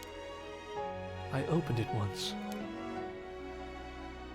I was hoping there'd be some elixir of eternal youth inside or something, but it was completely empty. I'm guessing you gotta put the flesh of the mermaid inside the box, seal it, do a little weird song and dance or some shit, and then you eat it, and then you become immortal. I see. Even so, I'd still like to trade for it. Are you sure? I don't see why, but whatever. It's not like anything matters anymore. I'm just sick and tired of it all.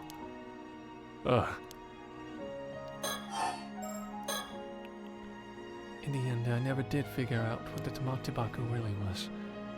The mermaid forfeited just like that, so maybe it never had any meaning to begin with.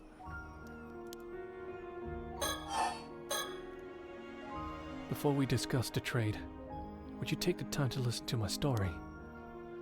Very well. I'm listening. Okay. So, either one of two things is gonna happen. We're gonna fucking die. By her hand. Or, somehow, Igoma finds us. And we die. I have a bad feeling about this. We might be getting slimed here, indeed. Yes. I am listening. What do you mean? I just listened to your whole story.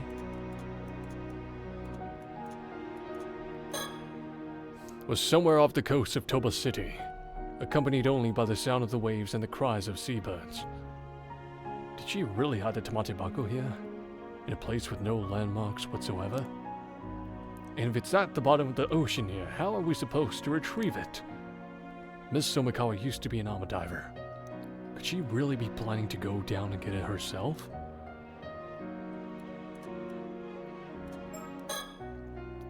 Damn it. Soba has already returned to Ryugu. Even so, I will not allow myself to give up now. But I must get my hands on the Tamatsubaku first.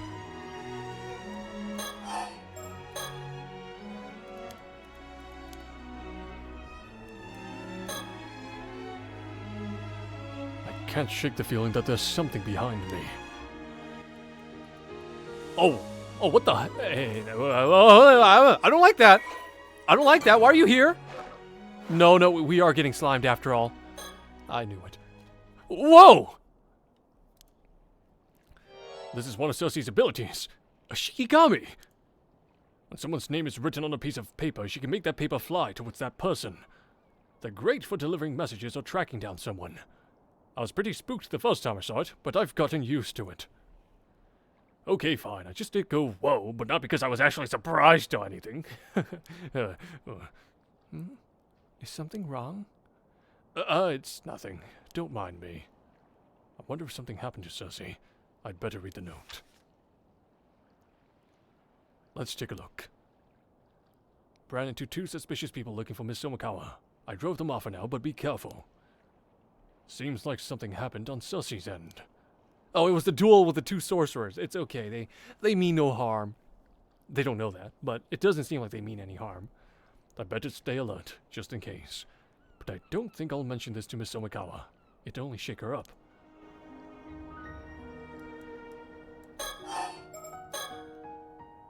So, what do you want in return?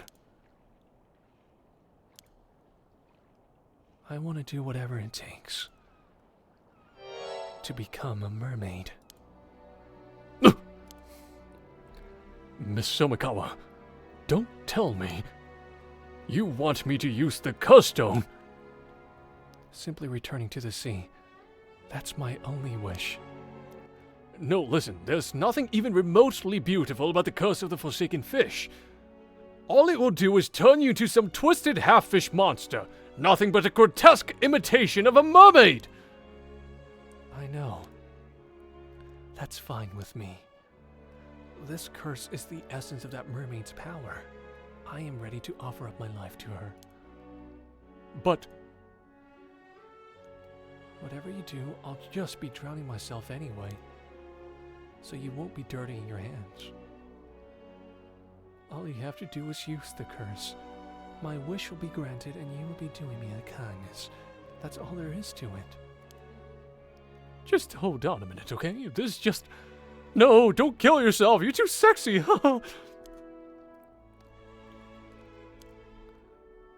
I'm sorry. The Tamatobako is hidden beneath the floorboards of my house. Please, do this for me. Really? That's where you hid it? That's it? It's in the fucking crusty crab-ass hiding place? In the bed? Under the mattress? Hello? Miss Somikawa, wait! She's already gone. Will she come back up if I just wait long enough? Oh! Oh my god, Chad, do we kill her? Bruh. Holy shit! Wait, no! This is not good! We're possibly killing someone right now. It's either we're killing someone or let them die. Either way she dies, but still, it's like, what? Hey, yo.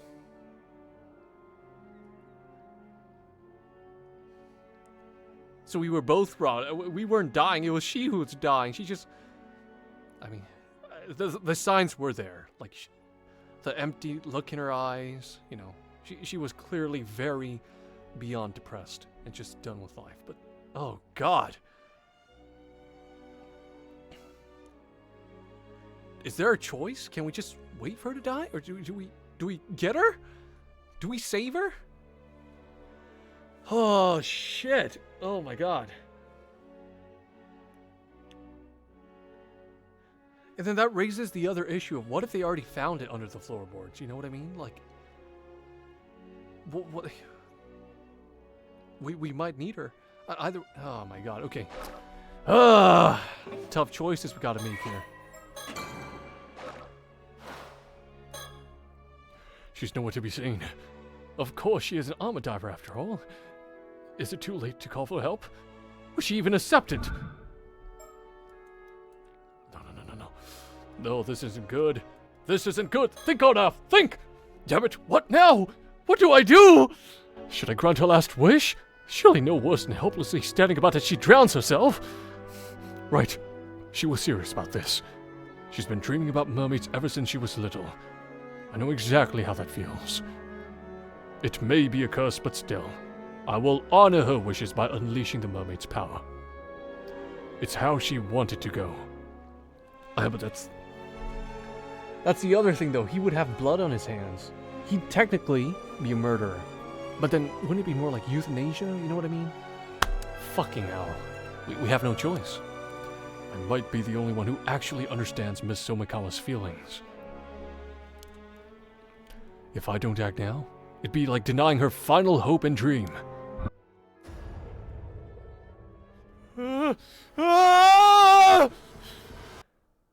After that, we managed to quietly retrieve the Tamatebako from beneath the floor of Miss Somikawa's house. All that was left to secure the dream of immortality was to obtain the mermaid flesh. Since Obai had already returned to Ryuko, we placed our hopes on the last remaining mermaid, Nagame. But we had to act fast. Otherwise, Ikoma or even those Paranormal Affairs Bureau psychics would get in our way. It might have been the after effects of using the curse, but I got sick the next day and had to spend a full day bedridden at the inn. How pathetic. That's when I heard news that 2 female divers had gone missing near Toba. The fact that I'd been involved in both incidents made me feel even worse. When Cersei heard the news, she just mumbled something with an unreadable expression on her face. I had no choice. There was simply no other way. Well, that's at least what I kept telling myself as I struggled to get out of bed. The next day, August 7th, we set out to gather more information on Nagame and the other mermaids. We traveled to Kamishima, the island where Mari Somikawa, or rather Mari Minakuchi, used to live. Well, so much for that. Even after everything we've went through, we've got nothing to show for it. It's almost astounding how little we've managed to learn. Like some reverse miracle. Worse, I think rumors spread, and now everyone is avoiding us. This is a pickle. I can't even bring up mermaids without the islanders looking at me like some odd foreigner who lost his marbles. Indeed, he is the goat. And for some reasoning, mentioning Mari Minakuchi makes things even worse. Did people hate her or something? Just hearing her name makes them recoil with undisguised disgust. Yes, I noticed that too, though your way of asking probably doesn't help much. Well, how about we take a break from investigating and go for a little sightseeing instead? Seems like there's a shrine and a lighthouse around here, so we might as well drop by. Count me in. To be honest, the way people are treating us has started to bum me out. Maybe heading to the lighthouse to unwind a bit wouldn't be such a bad idea. Do I have a choice here? No! We must go to the jetty, and that's that! What? Don't scare me like that! What's gotten into you all of a sudden? The waves of my yearning soul keep crashing against my chest, insisting I seek out the shore! Right, sure. The usual then. Well then, off we go! Oh no! Oh no! Oh, looks like we've got ourselves a spunky young lady here. Maybe we should have a word with her. Alright, this could be our last chance. Let's give it our all! Excuse me, could we speak with you for a moment? Oh, Sussy, no! There's no way she wants to talk to us if we're that forward! Foreign visitors? How unusual! Your names are Avi and Cersei? Welcome to Kamishima. My name is Kikuko. I'm an Ama diver. Kikuko, the Yama diver. Such a pleasure to meet a charming young lady in a place like this. Charming young lady, you say? Oh my. Well, now you're allowed to ask me anything you like. Why are the items up here? Huh? Oh.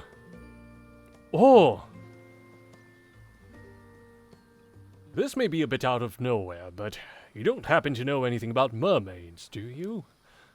Huh? Mermaids? Oh, so you do know something. When you say mermaids, you mean mermaids, right? The mythical creatures? Precisely, the very same. Rumor has it that this island houses some kind of secret connection to mermaids, but I haven't been able to ascertain whether it's true or not. So tell me, are mermaid secrets about? Are you saying you really came all the way out here to look for mermaids? More or less. So any information you may have would be a huge help. Sorry, I don't really have anything for you, but... I do happen to be a little interested in mermaids myself. Fantastic! Another fan entranced by the mysterious. They say that eating the flesh of a mermaid will grant you immortality, right? That's right. Could you perhaps be interested in immortality as well? I guess so. Not for myself, though. Oh?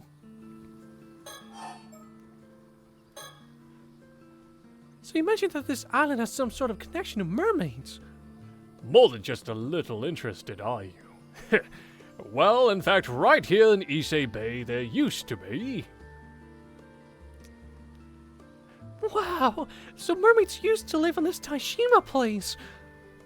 So you think there may be still some clues here in Kamishima that will lead you to the mermaids in Ryugu? Nail on the head and right on the button.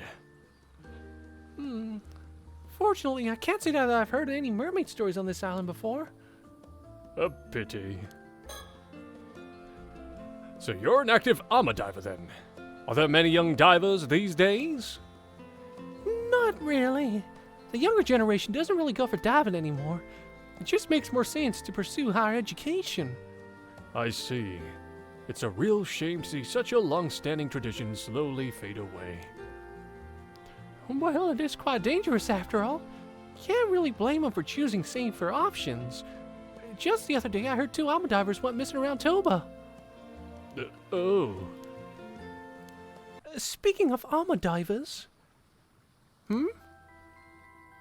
Oh, also, if you watch the YouTube video, it would provide a lot more context. I heard ARMA divers have a legend that if you go diving around here, there's a chance a Tomokazuki might emerge from the depths.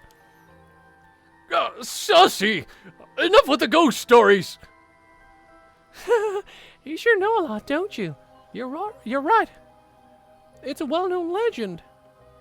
Not that I've seen it with my own eyes or anything. Don't know anyone else who has either. Huh. Maybe your semen and endowment symbols have kept you safe. Oh, those? I don't have any. I don't really go in for superstitions like that. Are you really okay without them? I think it's no more than an old tradition meant to remind us not to forget our gratitude and respect towards the sea. All those old-fashioned rules and traditions, don't you think it's about time for a reform? But isn't free diving close to a Shinto ritual and spirit? Isn't showing reverence and offerings to the sea called crucial? Oh, you're pretty devout for a foreigner. I'm impressed. But you know, I believe it's exactly because of these tedious customs like that, one that young people are losing interest in diving. We should keep up with the times, otherwise there's no way this tradition will survive.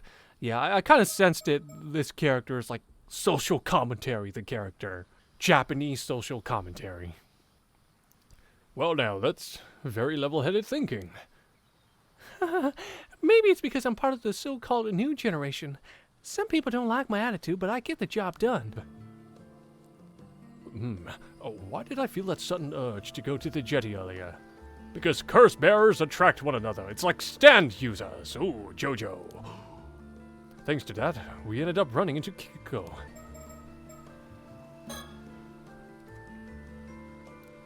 Some of the young divers go to the high school in the mainland. Some of the young divers go to high school in the mainland and work as ARMA divers when they return home. I guess there's also that guy who just started working as an ARMA here. I saw him earlier. I didn't realize men could become ARMA divers too. It's not like that's forbidden. It's really rare, though. This is the first time I've ever seen it happen. Interesting. Oh, right. Actually, there's someone we're looking for on this island. Would you mind if we asked you about them? Sure. Who is it? A woman named Mari Minakchi. Ah. See, that's exactly how everyone else around here has been reacting when we ask about her. No, it's just... I'm sorry, but that woman died in an accident at sea 5 years ago. Ah, yes. We are well aware that she has passed away. Huh? Why do you ask? Did she leave anything behind? Was there perhaps someone who was close to her? Anything like that? Sorry, I've got no idea. Nobody on this island really knew her. Although her son has just returned to the island. Actually, the guy I was talking about earlier, the new ARMA diver, That's a son. Her son, you say? Now it's getting interesting. We'd certainly like to meet him. Do you know where he is? Sorry, no idea, but he's gotta be somewhere around the island. His name is Yuzami Nakachi. I'll give you his home address. You might find him there. Wow, thank you. This is invaluable information. By the way, you wouldn't happen to know why everyone is frantically dodging our questions about Mermaid Nakachi, would you? Was she such a terrible person? It's something people don't really like to talk about. She didn't fit in much with the other islanders. No one knew much about her either. Why are you so interested in her anyway? Well, this is kind of a secret, but it seems that Mermaid Nakachi had some sort of connection to the mermaids. Huh? You don't say. I see, so that's why. Oh, did you remember something? Not really, it's just that I always thought she was a little off. Almost as though she wasn't actually human.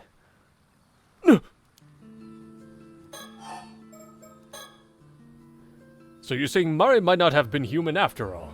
That she was actually a mermaid? No way, I was just joking. She was kind of weird, sure, but a mermaid? That's a bit far-fetched, don't you think? Right. Oh, right, I just remembered. There's a particular mirror on this island that we're looking for. Do you happen to know anything about that? A mirror, you say? Well, you've come to the right woman. Oh, you know it. Luck's finally on our side. Could it be that you're talking about this? Ta-da! She got that murderous look on her face. But no, I feel like Cersei's gonna detect it. She's gonna be like, Hey, Arnav, don't take that mirror. Something's off. Goodness, that's the cutest mirror I've ever seen. This is the famous Kamishima souvenir. The Kamishimaru hand mirror. I had no idea it'd become so famous. No way. Could this be the Still Tide mirror?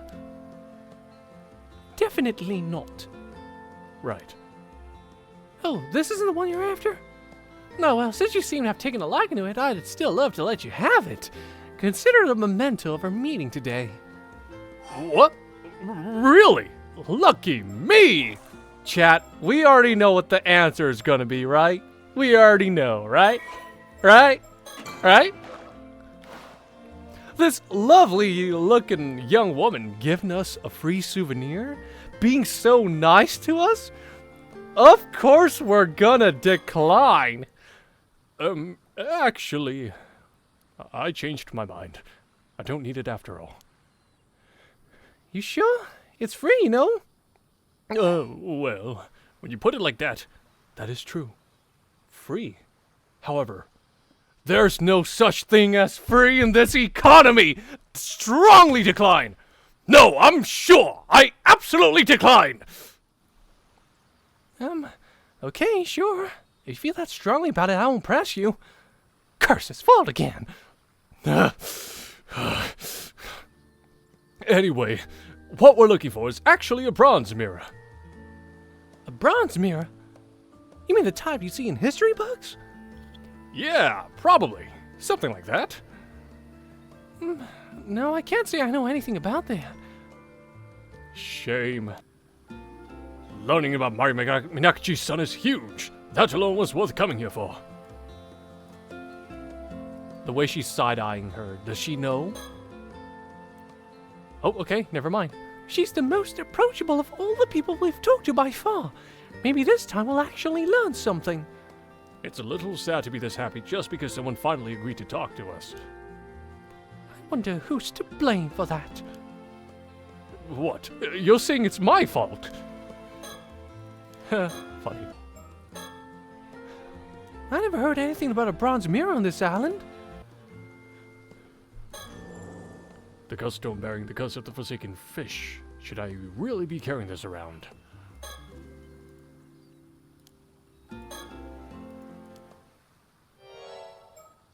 Wait a minute. Oh. Huh? Is that? That's my tobacco? What? Sorry, yeah, I just happened to notice. And judging by your reaction, I'd say I'm right. Damn it! I didn't think it'd be that noticeable! A glimpse alone shouldn't have given away that it was the Tamatibako. My initial guess was just a bluff, but Avi's reaction confirmed it. Damn it, Avi! Susie, I'm sorry! Uh-oh. She wants it. She wants it. Kikuko, why the interest in the Tamatibako? It's some kind of ancient mermaid treasure, right? My, you're well informed. She got the murder eyes. Yeah. Would you be willing to hand it over to me? I'll make sure it's worth your while. Huh? You see, I know someone who's ridiculously rich and in search of eternal life. They'd be willing to pay a small fortune for that thing. They'll offer the kind of money you probably only get to see once in a lifetime. So, what do you say? Whoa, slow down! Avi? Much more than some third-rate writer like yourself could earn in a lifetime. I don't know what you could possibly need the Tamatibako for anyway, but wouldn't you like to move up in the world? I believe I understand your offer, Kikuko. But my answer is no! Not a chance! No way, no how! It's never been about money! It's about the thrill! The adventure! Adventure? Exactly! Embarking on a journey to unravel the secret of the mermaid's immortality. What better adventure could a man ask for? You may call me romantic, and that's what I am. An adventurer at heart. You've totally lost me. You're throwing this chance away for some childish adventure? You wouldn't understand! I put my life on the line to find a mermaid! I'm not handing the box over! I see. Seems like there's no reasoning with you. It'd be so much easier if you had it.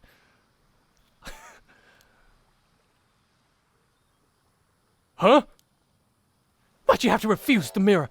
This would have been so much easier. Avi, yeah, honestly, I agree. Avi is the goat. Huh? Oh, the mirror. I don't know, it just felt like the right thing to do. Why do you ask? Are things not going as planned? I'm not sure what's going on, but I feel like we might have just narrowly escaped danger. Sounds like if we had that mirror on us, she would have been able to steal the Tamatibako. I'd like to get more information out of her, but it seems as though she's plotting something. Ooh. Ooh! Ooh! Oh, yes. Spicy. So why don't you enlighten us? Who told you about the Tamatibako? Who knows? Think you'll get it out of me with that attitude? She still hasn't given up on the Tamatibako.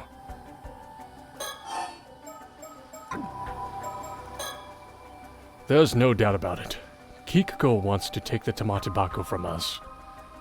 But even so, the Tamatibako won't grant immortality without the flesh of a mermaid. If she has any other information about mermaids, we need it. Avi, focus. I need you to listen to me. But without taking your eyes off of Kikuko. Huh? Oh, got it. I'm pretty sure she has a cuss stone. What? What's this all about? I couldn't tell right away, because it was masked by the heavy veil of ghost energy that's all over the island, but on closer inspection, the ghost stone's aura is impossible to conceal. Sorry, I don't know what you're talking about. What if the condition to activate a curse was holding on to one of those mirrors? Then we can relax, right? The condition isn't met. Well, only if the mirror was all there is to it. As long as we don't know for sure what the condition is, we need to stay on high alert.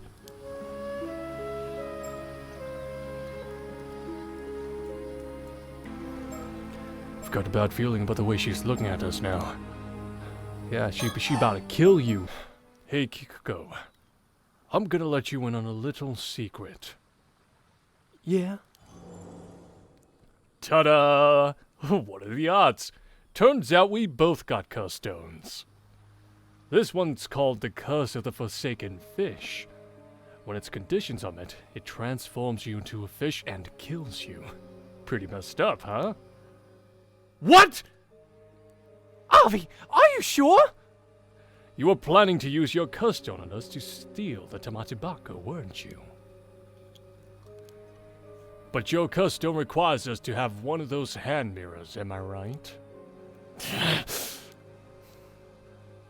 On the other hand, I can use my curse stone on you whenever I so please.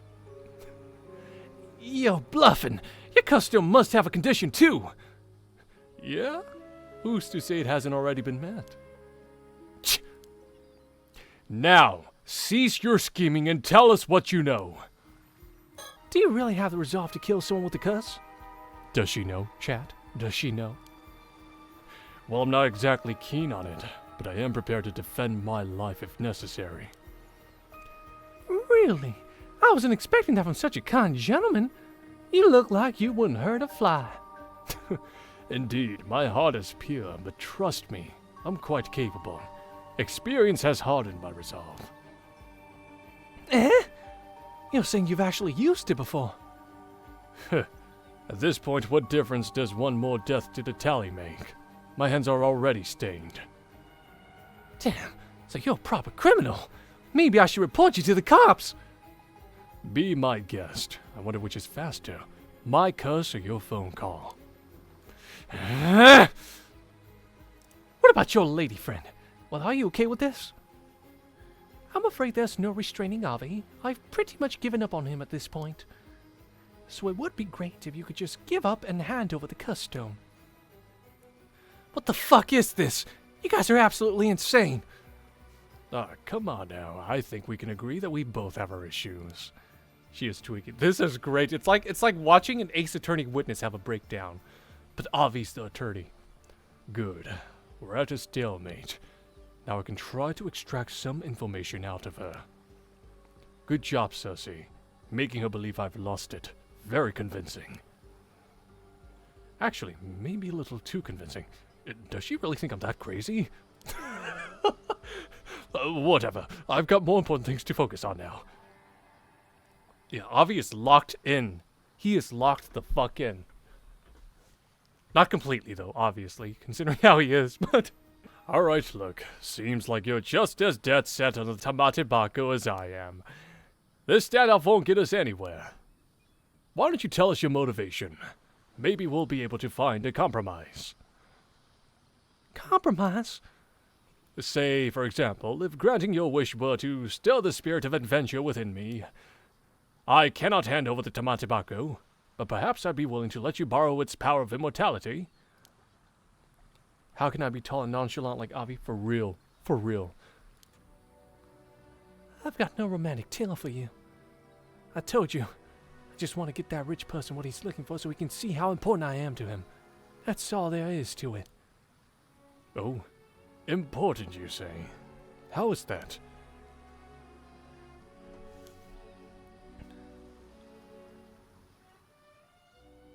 I did not see that coming. What? Because I'm his illegitimate child. Oof. So this whole time, all these murders is because she has daddy issues. Bruh. Bruh. Bruh. Moral of the story, just seek a therapist. Come on. God damn. But he simply refuses to admit it.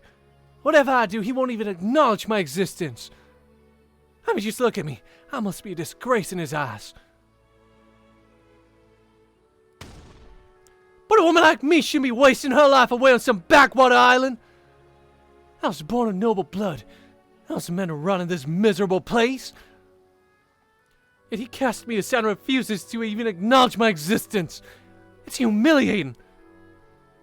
So your father's some rich man. Yeah, there's hardly anyone in Ise-shima who doesn't know the name Yoshihatsu Yamashina. It's noble bloodline stretching back centuries. And here I am stuck in this wretched life. Yamashina, eh? I've done everything in my power to earn his recognition. I give him my all to make it in the big city, and for what? Nothing I tried worked out.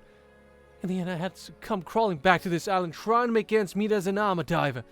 But I still kept telling myself that someday, somehow... I see. So you figured that since Yamashina is seeking immortality, you could leverage the box to get what you want at the same time. Yeah. I used to work at this small company. Janley from Dead or Alive. Bro, I had completely forgotten about Dead or Alive. Oh, and... speaking of 3D fighters... Jackie Bryant from Virtua Fighter? Yeah. The young CEO of the place is basically Yamashina's protege. I guess he felt sorry for me, so he let it slip that Yamashina was after immortality. Interesting. And was he the one who told you about the Curse Stone and the Tamatibako as well? Yeah. Since even Yamashina doesn't know about this, he suggested I use it to my advantage and take the credit. He gave me the Curse Stone and told me to use it wisely. Oh, how intriguing. So you wanted to trade the Tamatibako for Yamashina's recognition? That's right. See, I knew we were never going to find a compromise. True. It's a compelling story, but it's missing a certain adventurous allure, rather. That company president you mentioned, how come he knew about the Tamatibako and the Curse Stone? Just who exactly is he? I was wondering the same thing. Of course you were. He's an incredible person after all. There it is! There it is! Mr. Kipe Ikoma is an amazing man. It's thanks to him I got a chance to make my dream come true. Oh! Did you just say Ikoma?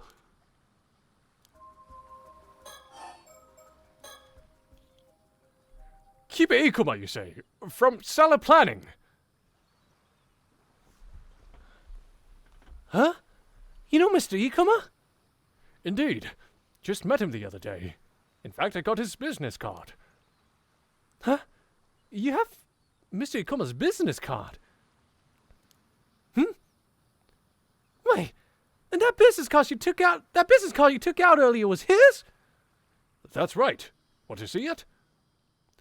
No, it's fine. You hold on to that. If you say so. What? Oh, brother! We are so cooked, chat. Huh? What? A curse echo? Yikes! Did we mess up? No!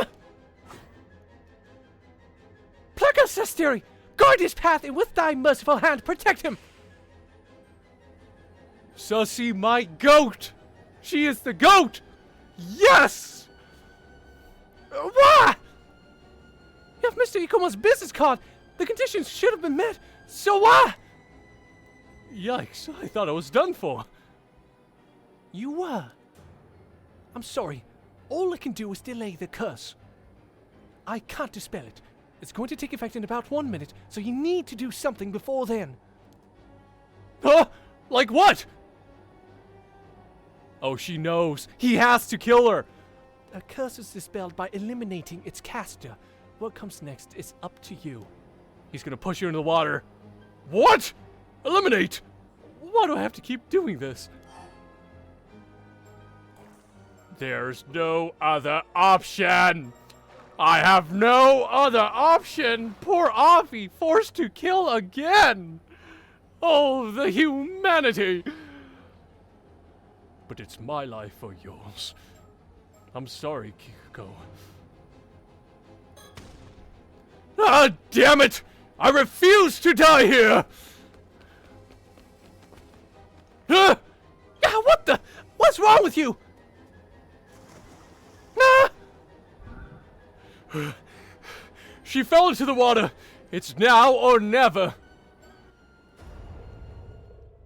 Ah! Ah! I retrieved the curse stone from the ocean.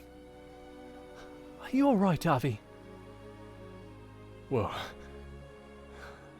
I barely made it out alive, but I can't say if I feel particularly good about it. So it had to come to this.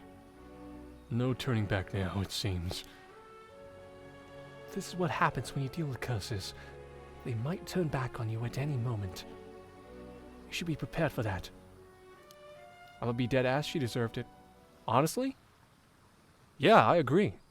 She was willing to kill everyone, even like innocent kids, because of her daddy issues. Like, nah, bruh. Yeah, psychopath. Rest in piss.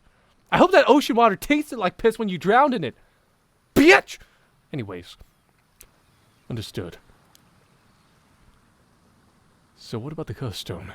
What's it like? Yeah, about that. It's the mirror! What? The very thing that's killing the people can repel the curse of the raging waves? What? So this curse stone had a resentful memory too, eh? What did you learn? There's so much information, it's hard to make sense of it. Here, take a look for yourself. Don't just toss it like that. It's a curse stone, not a baseball. So you're not gonna look? Of course I am. Let's see. Whoa! So this is the real deal. Oh, a mermaid. There's a mermaid on it. So this is the curse of Tyranno Tomoshige that grew over 800 long years. Tyranno Tomoshige? Never heard of him. He wasn't exactly what you call a historically important figure, even within the Heike. Seems that he sought out the mermaid's power of immortality to restore the Heike, but his pursuit ended in failure. That resentment, it must have dwelled within Tomoshige's bronze mirror. The symbol on the hand mirror and the business card were the true cursed target. Oh, that means the map! The map is also the cursed target. This is a curse mark. Oh! Oh, I didn't even notice that. Oh! Damn. So that's what it was. If only we'd realized it sooner. Well, what's done is done. Don't be too hard on yourself. Keiko mentioned she got a curse stone from Ikoma, right? Exactly. To think that slippery snake was sneaky enough to put the curse markers on his own business cards. I knew it. I knew he was an evil bastard. I knew he was the main bad guy. That Ikoma guy's seriously dangerous. That was way too close. Good thing we were cautious, especially since it seems he's after the Tomatabaku too. Yeah. Seems like working without him turned out to be the right call. Although he may grow suspicious if he can't contact Kikuko anymore. Considering he's after the Tomatabaku, there's a chance he might still chase after us. We need to keep our guard up. I think it's safe to assume he already knows about Miss Somakawa and the Tomatabaku. I do wonder why he told us to go look for the steel-tied mirror too. Well, it's not this mirror. And we've got no reason to follow his orders anyway. Okay, so it's a different mirror. That makes more sense. I'd rather try and find out more about the mermaid as soon as possible. You're right. We didn't learn anything from Kikuko. Looks like we've got no choice but to continue our investigation of the island, shall we? Okay, so this officially means that these two right now are the most OP characters. Currently, they're the most OP in the plot, in the lore. Unintentionally. It just so happened to be that way. Could you hold on for a moment? Uh-oh, who's this? Huh? Someone's there? Ah! Ah! You! Uh-oh, I'm a little worried. My apologies for all the trouble young Cersei has cost you the other day. She's quite the mischievous little lady, I'm afraid. Oh, not at all. She certainly has some pluck for one so young. Took us quite by surprise, in fact. You would be Cersei's guardian, then. Oh, no, we're related to be sure, but she's really more my god come bodyguard, if anything. I see. Since when was I your bodyguard as well? I'm afraid that circumstances may dictate that we have to take Cersei back to Tokyo with us, though. Is that so? That would be quite the bother. Personally, I'd rather avoid having to do so as well. There's a case here that needs our urgent attention, you see. So I'd appreciate it if you cooperated without any fuss. That would depend on what you ask, I'm afraid. What were you doing down at the jetty just now? Oh, so you didn't see anything that happened before that, then? Would it be inconvenient for you if we had? Nonsense! My hands are as clean as my conscience. Not a spot in sight, I assure you. Never mind that now. We don't have the time. There are several things we want to ask you. It's a good thing they didn't see that. Yes, that would have caused an even bigger misunderstanding. Oh, and what would those be? First, I think we should talk about the incident this morning. Miss Somikawa was discovered washed up on the Futamigaura coast as a corpse, with half her body being turned into a fish. Well, I'll be. Do you think she would meet such a fate? I'm truly sorry to hear that. Fucking I didn't do it looking ass. This wouldn't be your doing, would it? We have eyewitness reports that you were seen 2 days ago heading out to sea with Miss Somikawa by boat. Well, we did indeed head out into the bay for a little chat, but turning her into a fish, not in a million years. What did you discuss with Miss Somikawa then? Why, what else? Mermaids, of course. Mermaids? Indeed. Cersei and I are here in Iseshima on a grand adventure to find mermaids. And we just happened to find out that Miss Somikawa was a member of a clan with a strong relation to them. Of course, she would catch your interest. I see. So you knew that Miss Somikawa was a descendant of the sole survivor of Taishima. Oh, so you knew that too. I suppose I should expect nothing less of a member of the Paranormal Affairs Bureau. You wouldn't happen to know anything about the mermaids of Taishima as well, would you? Maybe I do, maybe I don't. Did you learn what you wanted from Miss Somikawa then? Oh yes, we got quite the haul of lucrative information from her. The knowledge that one of the Taishima mermaids lived hidden in the depths of Ise Bay until a scant few months ago, for one. What? Oh, that caught your interest, did it? I see. She must have been able to go back to Ryugu when the seal broke 3 months ago. So you even knew about Ryugu. You seem quite well versed in these matters, Mrs. Shigi. Maybe just a bit. So, now that you know there are no longer any mermaids to be found here, have you given up looking for them? Hardly. There should be one more mermaid out there somewhere. We're here today to see if we can't glean some hint as to her whereabouts, in fact. Ah, I see. Do you know what Miss Somikawa did after you finished your talk? No, why would I? We parted ways immediately after we got back to shore. I haven't the foggiest what happened to her after that. Where did you learn that Miss Somikawa had a link to mermaids? I'm very sorry, but it's against my policy to reveal the identity of my informants. You currently have the curse stone housing the curse of the Forsaken Fish, don't you? Oh, what's that? A curse stone? I'm afraid I haven't the foggiest what you're on about.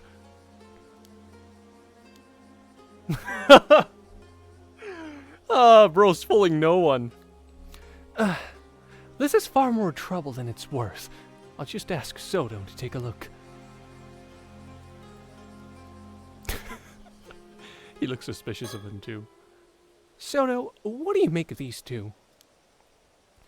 I can sense an ominous spiritual energy lingering around them. It's all but certain that they have curse stones. I see. We don't have time to play games, then. It seems like a direct approach will be best here. Okay, now the misunderstanding happens. Okay. Wait. You mean both of them have curse stones? Yes, both of them. The girl is managing to camouflage the energy from the one she has, but I managed to catch sight of it for a moment. So we're dealing with two curse stones, are we? The energy from the curse of the raging waves is currently permeating the island. It's so strong I almost missed the energy from their curse stones. No use trying to play innocent. We know you have the curse stone housing the curse of the forsaken fish. You are persistent, aren't you? Well, my answer hasn't changed. I haven't the faintest idea what you mean. Avi, they already know. Just give up already. What's this? Stabbed in the back. And by my own kin, no less. How could you? Its spiritual energy is too powerful to hide. I can tell that man over there has already noticed it. Thank you for the help. You saved us quite a bit of trouble just now. Does that mean you'll let us go? I'm afraid we won't be able to just yet, no. After all, you have a curse stone as well, don't you? Yeah, I do. We ran into someone who was trying to use it earlier, so I took it off them. Is that so? Honestly, I'd rather you took it off my hands if possible. You don't seem to be planning to do any harm with it. I suppose we can leave that topic for later. So, why are you letting Avi here walk around with the curse of the forsaken fish? To let him live out his dreams, I suppose. I'm afraid that makes for a poor reason. All right, I'll admit it. It was all me. I didn't want to give it up, so I asked Cersei if I could hold on to it. I just couldn't let it go, not after learning it had such a close link to mermaids. I see. So that is the curse stone for the Circle of the Forsaken Fish. How did you come into possession of that curse stone? Well, that would be a bit of a long story. It all started when I found a mermaid mummy left by my great-grandmother in the old family storage back in the States.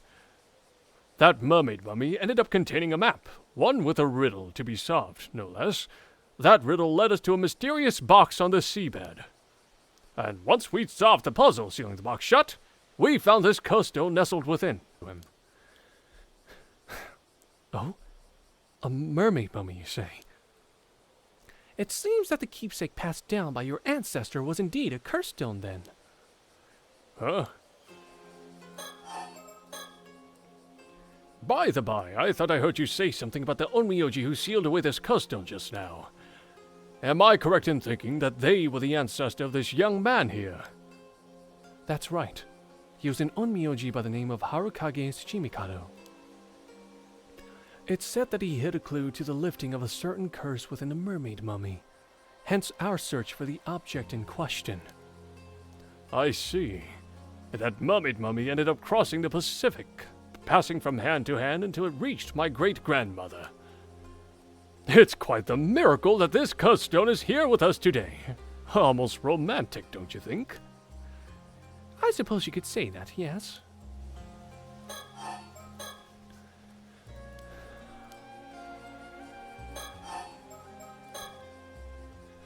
There's no doubt that Miss Somikawa was transfigured into a fish by the curse of the Forsaken Fish. And it's looking extremely likely that you have the curse stone that would make that possible. No more excuses. Tell us what really happened.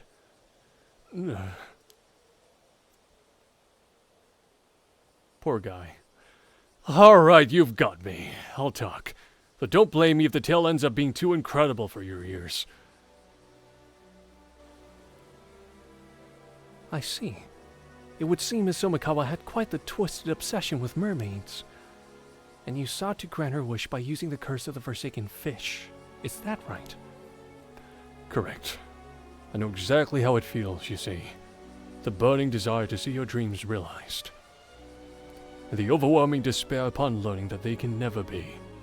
The desperate hope to see even the slightest part of your wish fulfilled at the end.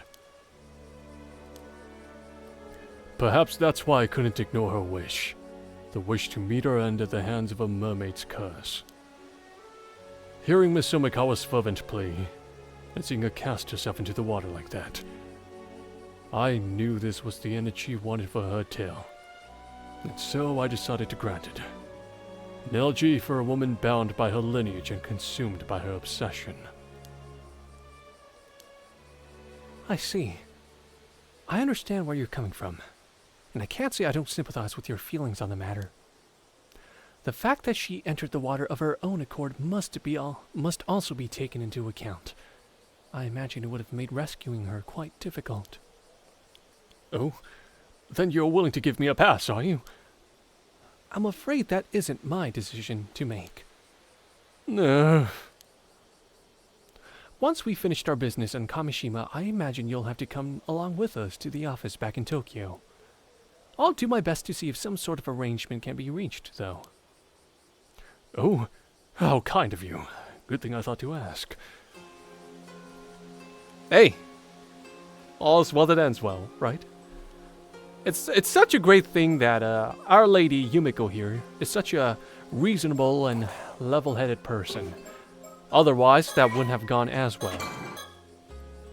By the way, did you manage to glimpse the resentful memories contained within that curse stone?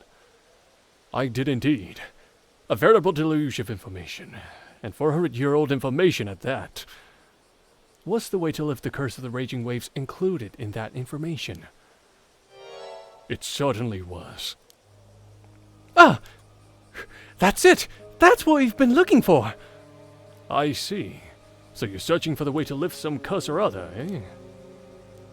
That's the long and short of it. Will you let us have that curse stone of yours, then? It's too dangerous to leave unaddressed as it is, so we can't leave it with you either way. But that just feels so unfair, you know? I was the one who found the map and solved the riddle. Why the curse stone would be still at the bottom of the sea if it wasn't for me? It has hardly been cheap, running back and forth like this. I don't know if I could just give you something so important for nothing in return.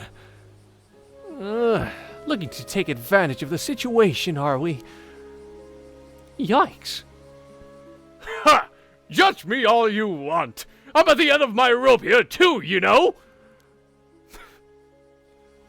Man's a fucking treasure hunter at heart. So, what is it you're after then? Money? Well, first of all, I'd like you to turn a blind eye to the fact that I used a curse stone. And I'd like you to spill the beans on any knowledge you have on mermaids as well. Turning a blind eye might be a bit much, I'm afraid. All I can promise there is an attempt to reach some sort of deal. In any case, we don't have time to mess around. I really would appreciate it if you cooperated without any further fuss. If you don't, we may end up having to get a bit rough. I spoke too soon, chat. I spoke too soon. Look at Soto. He's so locked in right now. He's ready. He's ready to throw hands, or throw spells, rather. Oh, intimidation, is it? But if you think your boorish threats scare me, think again. My trusty bodyguard here will... Sorry, but no. I don't feel well, and we're at a disadvantage here anyway. Oh! Over before it even began! His aura just dipped from that, bruh. He was done so dirty. Poor guy. Oh, that was kind of funny. Oh, a wise decision, young. A wise decision. Sorry, that's just too funny. Oh my god. A wise decision, young lady. So that's your game, is it? Abusing your authority to seize the property of a defenseless, powerless civilian. State violence! State violence, I say! You do have a curse stone, though. I doubt anyone would object to use of force against an opponent carrying a lethal weapon. What? Seriously? This is really the end of the line, then. Well, if it's really just information on mermaids you want, I'm not opposed to telling you that much. Only within the bounds of what I know, though. Would that be acceptable? What, you mean it? Really? Huzzah! Now that's an offer I can't refuse. Consider this deal done and dusted. Ma'am, it's best we can get things settled without a fuss. Besides, I don't think it should be a problem now. So, what is it you want to know about mermaids, then? Though I'd wager you're after the secret of immortality. Immortality? Oh, no, all I want is to meet a real, live mermaid. There's naught but dreams and adventure that drive me. Really? That's it? Well, even if you had been after immortality, I doubt it would have been possible. What? You mean the legends about mermaids being able to grant immortality are false? They're not. I've encountered my fair share of people who have become immortal that way, after all. There's even a word for these individuals. They're known as 800-year immortals. 800-year immortals, eh? So they do exist! Incredible! What became of the third Taishima mermaid, then? The one known as Nagame. She hasn't returned to Ryugu, has she? She hasn't. Sobai is the only mermaid who returned to Ryugu in the end. Oh-ho! So she's still out there somewhere, roaming the mortal world as we speak. You could say that, but you could also say that she's no longer here. What do you mean? Don't tell me she died! Well, that also wouldn't be entirely accurate. Huh? What is it, Sussy? I think I've got it. Figured it out, have you? Really? What do you mean? Think back on what we've heard before. Before? Well, there's not much point in dragging it out, so I'll go ahead and tell you. The mermaid known as Nagame. Wait, what? I lost track. I'm with Avi here. I'm completely... Huh? I haven't been paying attention.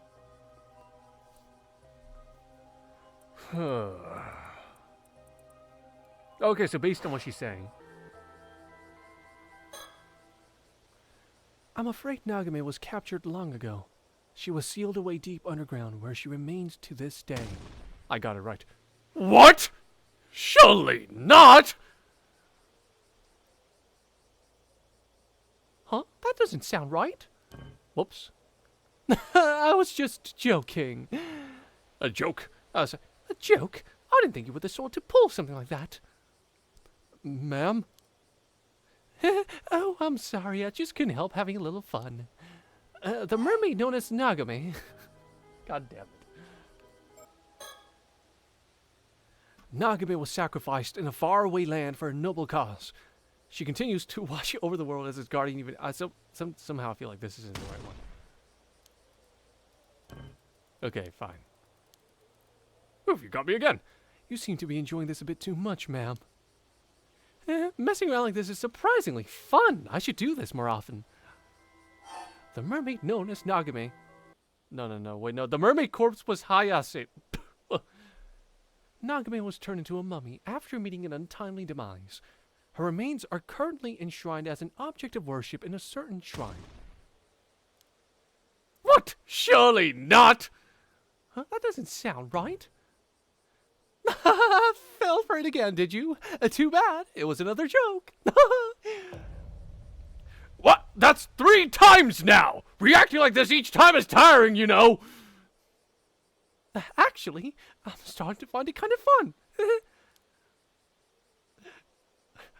What will be next? The truth or another trick? Oh, this is just too fun. So I can't... Soto's face. Holy shit, he is just... 1,000-yard stare right here. He's seen some shit. Nagame gave up her existence as a mermaid long ago. She no longer lives as a mermaid, but as a human. Now that you mention it, that does sound familiar. You mean to tell me that story was true? He was bamboozled, yes. Oh, you'd heard of these events before. I suppose Miss Umakawa must have heard about it from Sobai. But could a mermaid really have become a human? Mermaids are originally from another world, right? Normally it would be unthinkable, yes? but it seems a certain talented psychic managed to make the impossible happen, at no small cost to himself, I might add. Wow, that's amazing! I can't say I understand why she would do such a thing, though. Why not remain a mermaid? It seems like a bit of waste to me. Well, Nagame was a bit different from the other two mermaids, you see. They were serious and dutiful, but Nagame was strongly drawn to the mortal world and to the humans who live in it. I suppose you could say that she was the opposite of Miss Somikawa in a way. You don't say. More than anything, it seems she was particularly drawn to the idea of becoming human, finding the person of her dreams and marrying them, of getting to be their bride. That's a pretty cute dream to have. I guess not all mermaids are the same, huh?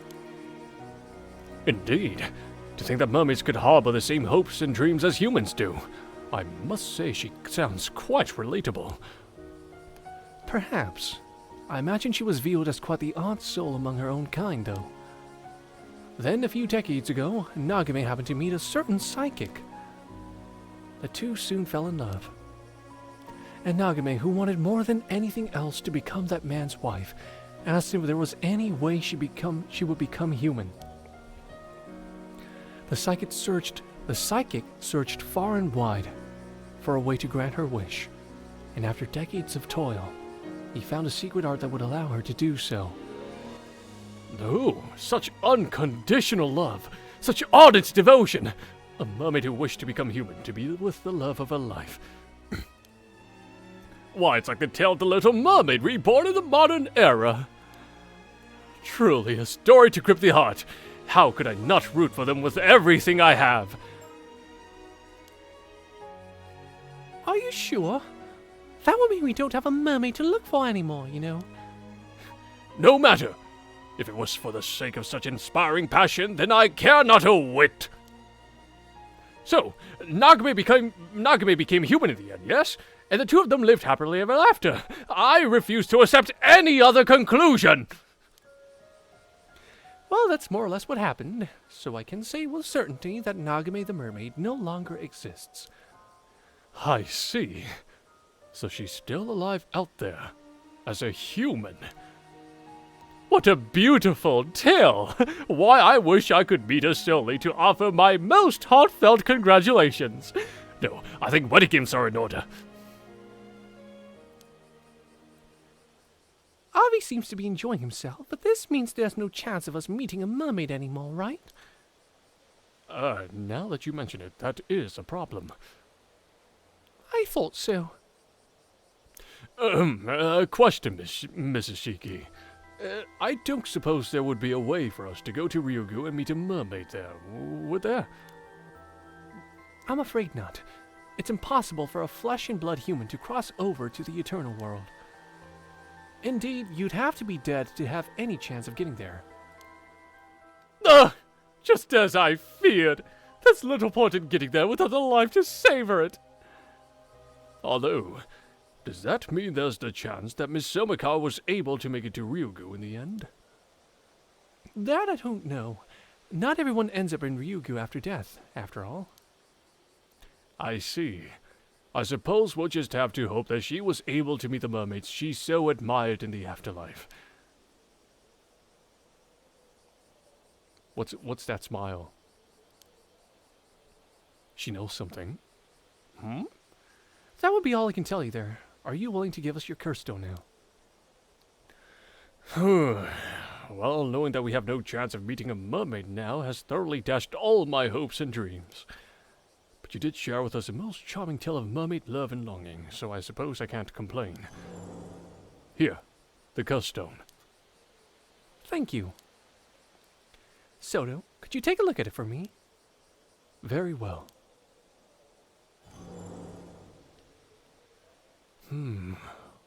I see. If you don't mind, there are a few details I'd like to confirm with you before continuing, Avi.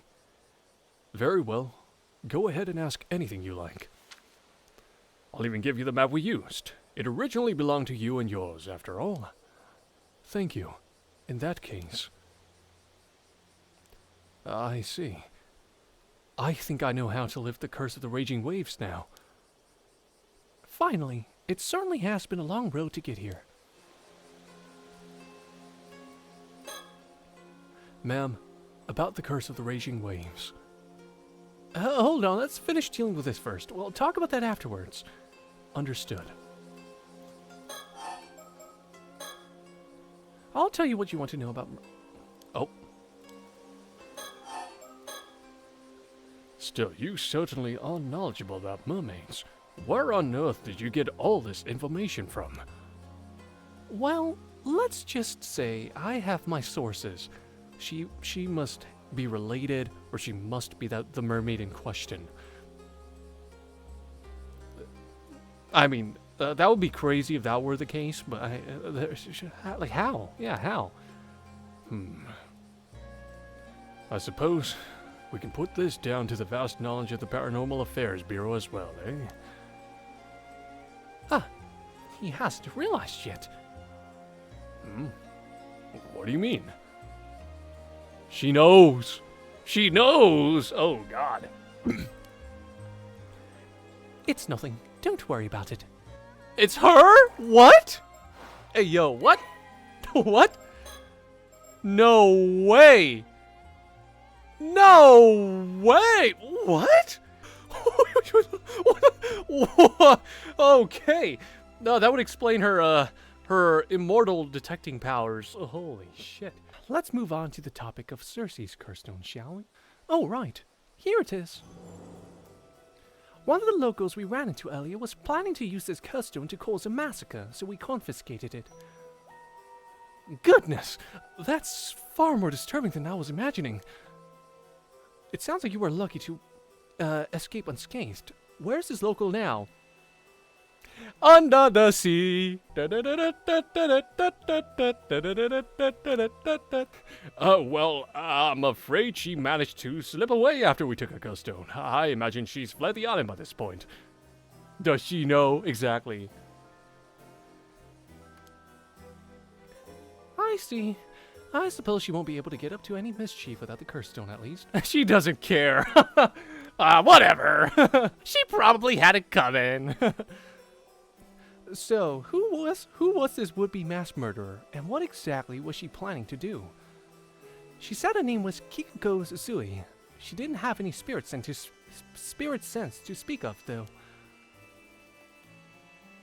She tried to use a Curstone to get Avi to tell her what he knew about mermaids, but we managed to fend her off and take it from her. That's right. She had her hand mirrors and business cards marked with a symbol that serves as the target for the curse, and handed them out around the island in advance for whenever she needed to activate it. Wait, hold up, that curse is OP, what the fuck? Now I think about it, yeah, like you could just put that curse mark on anything and just distribute it. That is probably the most OP curse in this series so far. Like, that is, damn, yeah. Too bad bitch was stupid. A premeditated crime, in other words. And quite a thorough one, too. That was quite a dangerous position you were in. I'll say, if we hadn't caught on to her intentions, I have no doubt we'd be sleeping with the fishes by now. Such is the nature of dealing with curses, I'm afraid. You never know when you might end up the target. No need to tell me twice. I've had quite enough of curses by this point. A prudent attitude. A curse's corruption starts from the heart. Indeed. I'll be sure to remember that. Did you learn what this Kikuko was after in the end? To be honest, I wasn't all that sure myself. It's something about, having issues with her daddy. Apparently she was looking to get her hands on a mummy to impress some tycoon called Yamashina. It seems he's looking for a way to become immortal. What? A tycoon called Yamashina who wants to become immortal? It couldn't be. Oh, you know him? Did she mention where she got the Curstone from? Could Yamashina have given it to her? Actually, it seems like that was someone else. As Kikuko would tell it, she's Yamashina's illegitimate child, but he refused to acknowledge her. While she was pondering ways to gain his approval, this young CEO, his apprentice, swooped in. He offered her a sympathetic ear, and a cuss stone to use to accomplish her goal. I think that was the long and short of it. Something like that, yeah. What? So there's someone else involved. It turns out we knew the CEO she was talking about too. We were pretty shocked. Just say the name already! So this CEO was the original owner of the curse stone, was he? What is his name? He's a young man named Kipe Ikoba. Although I dare say young isn't the first word that would come to mind when looking at him. What? Kipe Ikoma? It can't be. Huh? You know him too? No, perhaps they simply share a name. The Kipe Ikoma we know should have died 6 years ago. Huh? Died? What do you mean?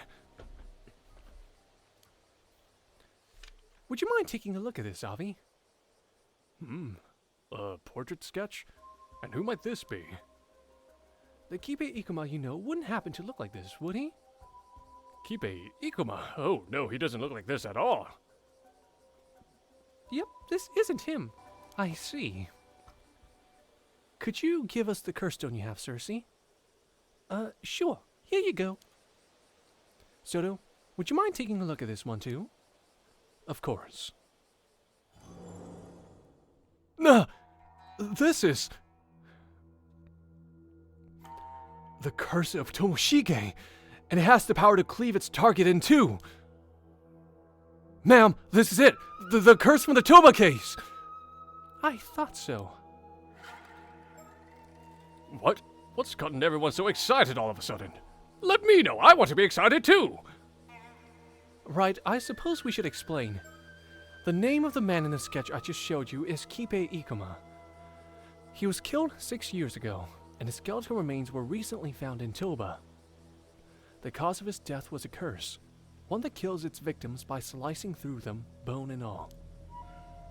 In other words, it's highly likely he was killed by the curse within this curse stone, the curse of Tomoshige. Huh? Wait, but wouldn't that mean... You're telling me that this Kipe Ikoma was killed 6 years ago by a curse wielded by Kipe Ikoma? Yes. In other words, the current Ikoma is an imposter. Susibaka Ikoma. The Kipe Ikoma you know, the company president, is a different man. He used his curse to kill the real one 6 years ago and assumed his identity. What? You're telling me he isn't the real Ikoma? I see. So that's how it is. In that case, just who is the man calling himself Kipe Ikoma now? I can't say, but it seems like he's quite the dangerous fellow. Good thing we managed to take his curse stone, I'll say. Yeah, at the very least, we shouldn't have to worry about him using his curse anymore. By the way, I believe you said this Ikoma is Yoshiatsu Yamashina's apprentice.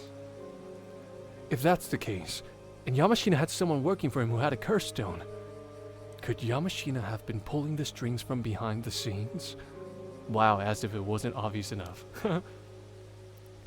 It's possible. We should get in touch with Detective Ide and see if he can't take Yamashina in for questioning. With any luck, he'll be able to detain Ikoma as well. Is something wrong? We kind of already told Ikoma about the Forsaken Fish curse stone. He did help us out earlier, after all. It only felt fair. I suppose we can assume that information has reached Yamashina as well, then. Oh, right. He also asked us to look for a bronze mirror that used to lift the curse of the raging waves. The steel-tied mirror, I think. The steel-tied mirror, eh? Just what could he be planning? Either way, it seems we'll have to keep an eye out for any movement on his end. Yes. We were hoping you could do us a little favor, Cersei. It seems you don't have a mermaid to be searching for anymore, so perhaps you could use that extra time to help us out. What do you think, Avi? Very well. Permission granted. How kind of you. It's nothing strenuous, I assure you. We just want you to find out Kibe Ikuma's current whereabouts, that's all. Oh, so just an ordinary chore then. We want to focus on getting the curse of the raging waves lifted as soon as possible, you see.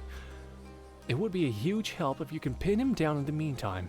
He's definitely up to something, and most importantly, you know what he looks like. We'll ask a detective from the Mie police to look into things there too, but one can never be too cautious. Both his true identity and goal remain unclear. Be very careful when dealing with him. I guess that means we'll have to go back to the mainland for now. We do have some time left before the last ferry set to sail, I suppose. Okay then, I do want to find out what's going on too, so we'll see what we can do there. It seems we'll be helping you out with your work then. In that case, please do consider putting in a word on my behalf. Alright, I'll see what I can do.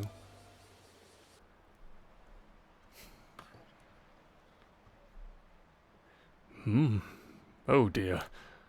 You were doing so much better after the curse got lifted. I didn't notice the time. We've got so carried away with sightseeing, it's already pitch black out here. You're right. Time sure flies. The last ferry already left, so I guess we'll have to find a place to stay for the night. Also, they never left. They were here this whole time. Shouldn't we be heading back to the mainland to go after Ikuma? Well, there's only so much we can do now. It's not as though we're being paid for it, so let's not lose sleep over it. I see. Very pragmatic of you.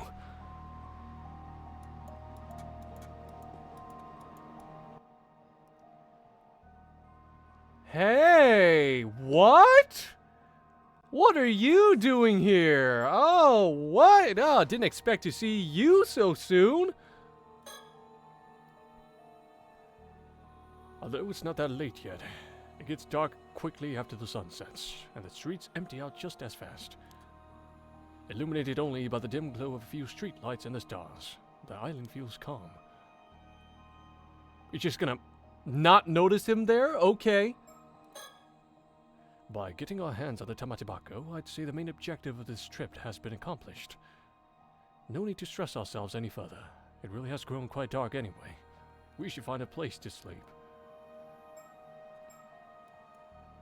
Hello? Elephant in the room? Oh, well, we turned around. He slowly approached us. Okay. Whoa! There's someone there! Well, I thought I recognized that voice. So it was you, Mr. Barnum. Mr. Ikuma? Well, this is awkward. I get the shivers just looking at this guy. What a creep. So, when did you get to Kamishima? Did I surprise you? I just arrived on the chartered boat just before sunset. Now, wait just a moment. Didn't you say you had a fear of the sea and that boats were a no-go? You gotta keep your character traits straight, else the proofreaders will tear you apart, you know? Well, as it happens, my condition was miraculously cured earlier today, so I was able to come here after all. Patrick Bateman if he was an edgelord. Exactly. I should give him a more Patrick Bateman voice. Yeah, what am I doing? Miraculously cured, is it? Oh, come on. If you're just going to throw in convenient plot devices like that, it's a total disservice to the art. Whatever, I have more important things to ask you. A whole lot of things, as a matter of fact. Sure, what is it? You like Huey Lewis in the news? That's how he sounds, right? Yeah, okay, I'll just make him sound like this.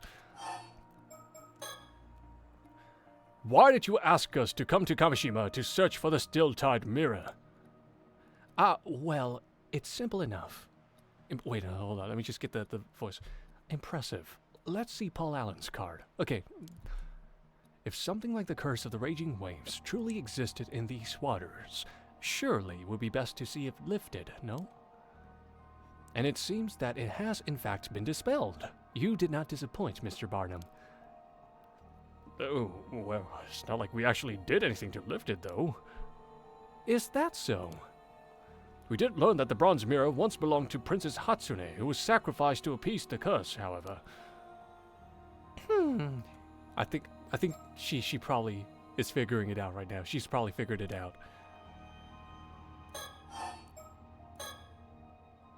Mr. Ikoma, how did you know the curse of the raging waves had been lifted? Well, to be honest, it's hard to put into words. But it seems as though I've got a little bit of spirit sense myself. I suppose the curse must have been what caused that ominous aura to surround this island before, no? I see. I suppose someone with a bit of spirit sense would be able to tell whether the curse was still around with ease. In any case, since the curse has been dispelled, the matter of the bronze mirror is also settled. You have my thanks. I suppose you're right. You're welcome. So, about Azusa Somekawa, the descendant of Taishima. Yeah, she is like Dokes right now. Yeah, she knows he's got something up, but she can't prove it. He has a cursed power or something. No, I don't have a bad feeling about this. He's probably plotting. We're probably about to die soon. So, about Azusa Somekawa, the descendant of Taishima.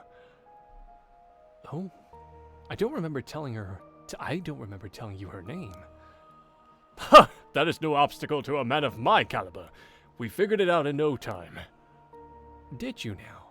Very impressive.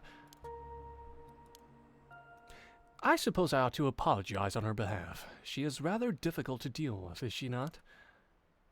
So, did you manage to get a hold of the Tamatebako then? Come again? From what I understand, she was last seen going out to sea on a boat with a foreigner. And she has evidently been missing ever since. Forgive me. It seems that my hesitation to introduce you to her has caused you some inconvenience. No, really. Don't worry about it. So you were after the Tamatebako too, Mr. Ikoma? How come you're so calm when you already know what happened? Believe me, there were times when I wasn't, but at this point, things like that no longer matter to me. Things like what? The Tamatebako. In fact, it seems as though I no longer have any use for it. I admit there's been some tension between us, but what do you say? Why don't we put that behind us?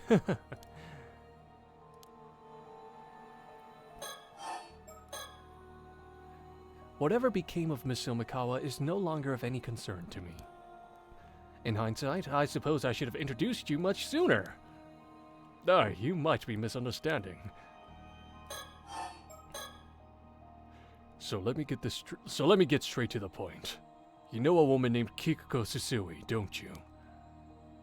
He just came right out and said it! Kikuko Susui.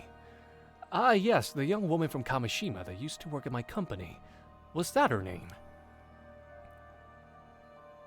Yeah, it's so dramatic. You used that girl as a pawn in one of your schemes, didn't you? We nearly died because of her, you know. I beg your pardon?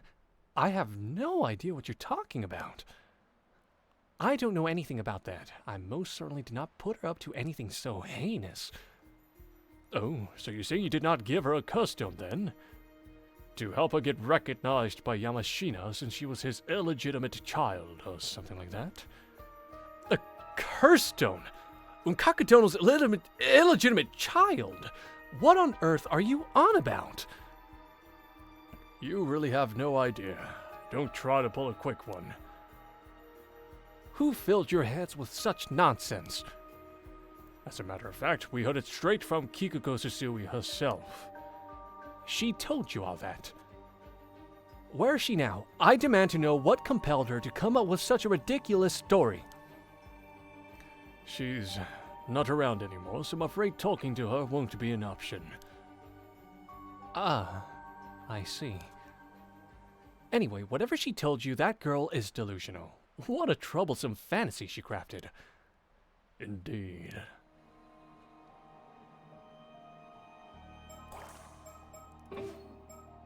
I don't have a good feeling about this. Something about to go down here. I'll leave the talking to you. Huh? Weren't you the one who put in charge of the search? I'm counting on you. Get the info we need. Ah, okay. Leave it to me.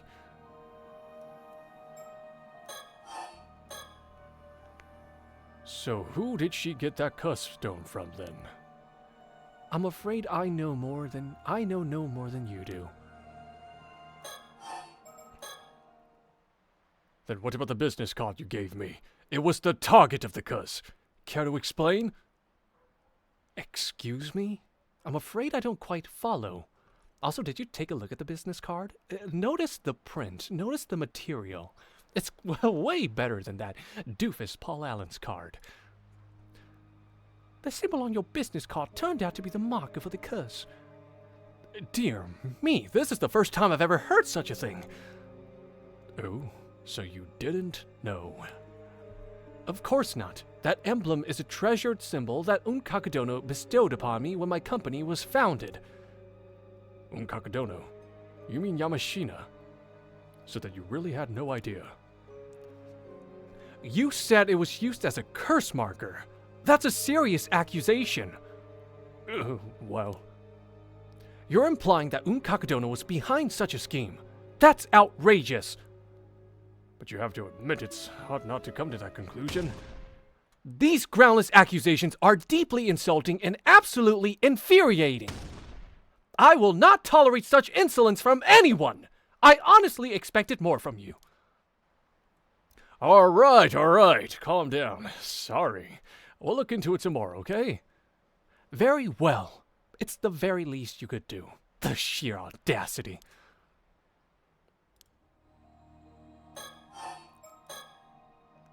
Insulting a man's business card and benefactor. How utterly disgraceful. I insist that you take it all back. I am truly, deeply sorry. Just overwhelmingly apologetic from the bottom of my sorry heart. So, why did you come all the way out here to Kamishima?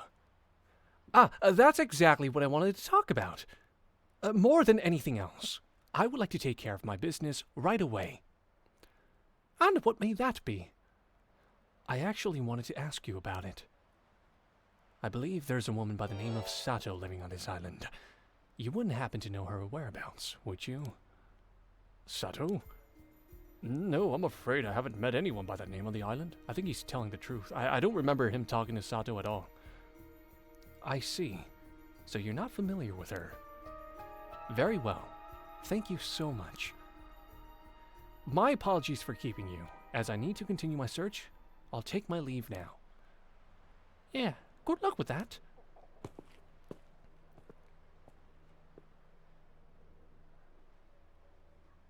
He definitely did it. I don't trust him one bit. You sure about letting him go? Wouldn't it be better to restrain him? Well, there wasn't enough evidence to do so. Do you think he's actually innocent and Yamashina was the one pulling the strings the whole time? I don't think we know enough to judge. Well, it's not like he can get off the island that easily, so maybe we should just report that we saw him. Good point. He mentioned a chartered boat. Maybe we could mark it to keep an eye on it. Turns out staying another night on Kamishima was the right call after all. I've got to hand it to myself. I'm just a genius. Indeed you are. Anyway, let's go and report to Mrs. Shiki and call it a day.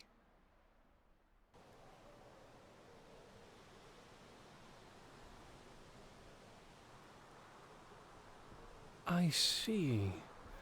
So we can be certain that Kipe Ikuma is on Kamishima right now. Yep, no doubt about it. From what I gathered from the islanders just now, there are signs that someone landed a boat in the Gulf on the other side of the island. That might have been Ikuma. So he's come, like a moth to the flame. Ma'am? That sounded a bit diabolical.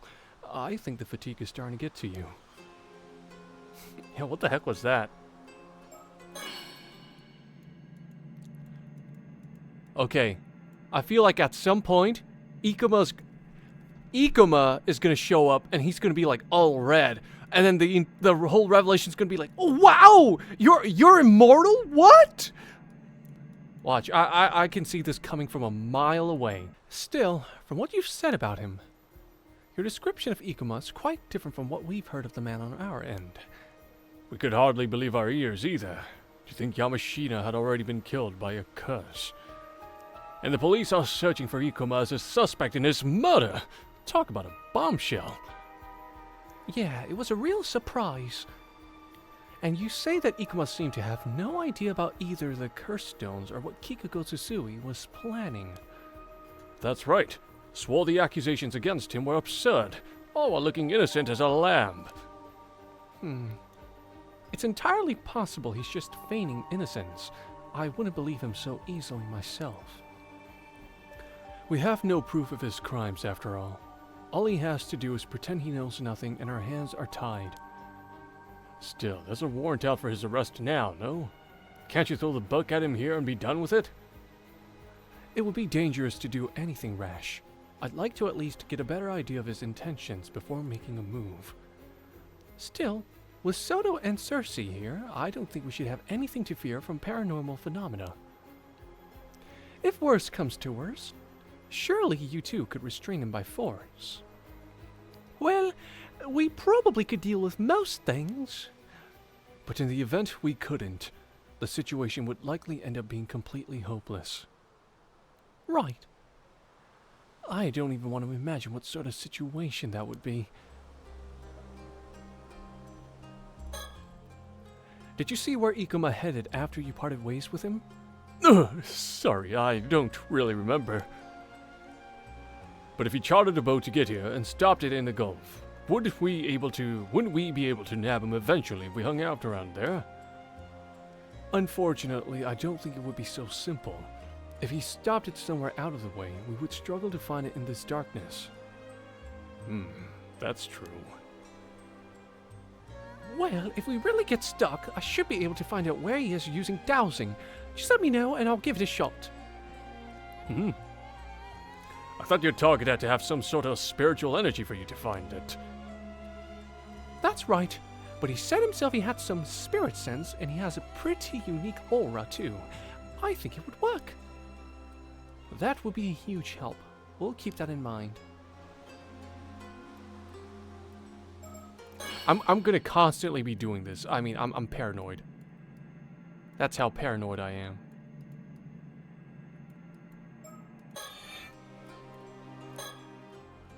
You know, I still find it hard to believe that a young man would be capable of such a foul crime. Oh, Avi, you're so gullible. Heartless, the lot of you! You won't even consider the possibility this is all one big misunderstanding? I'm gonna be paranoid about this. I feel like he's immortal. So her vision, she would be able to sense him. Watch, he's gonna be jump scaring us at any moment we're talking right now. Soto, how likely is it that Ikuma could use that curse without a spirit stone? Yes, about that. There have indeed been cases of powerful psychics using the spirits of the dead to cast curses on others. However, doing so requires a great deal of skill. Only a handful of people will be capable of such a feat.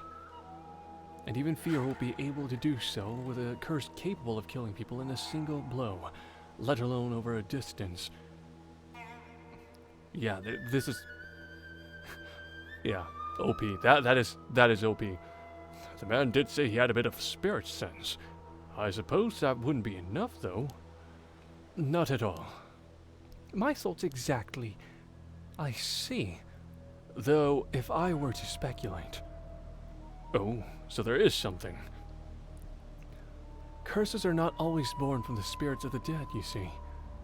If a number of people were to harbor a strong grudge for decades, even centuries, that grudge itself could become a curse.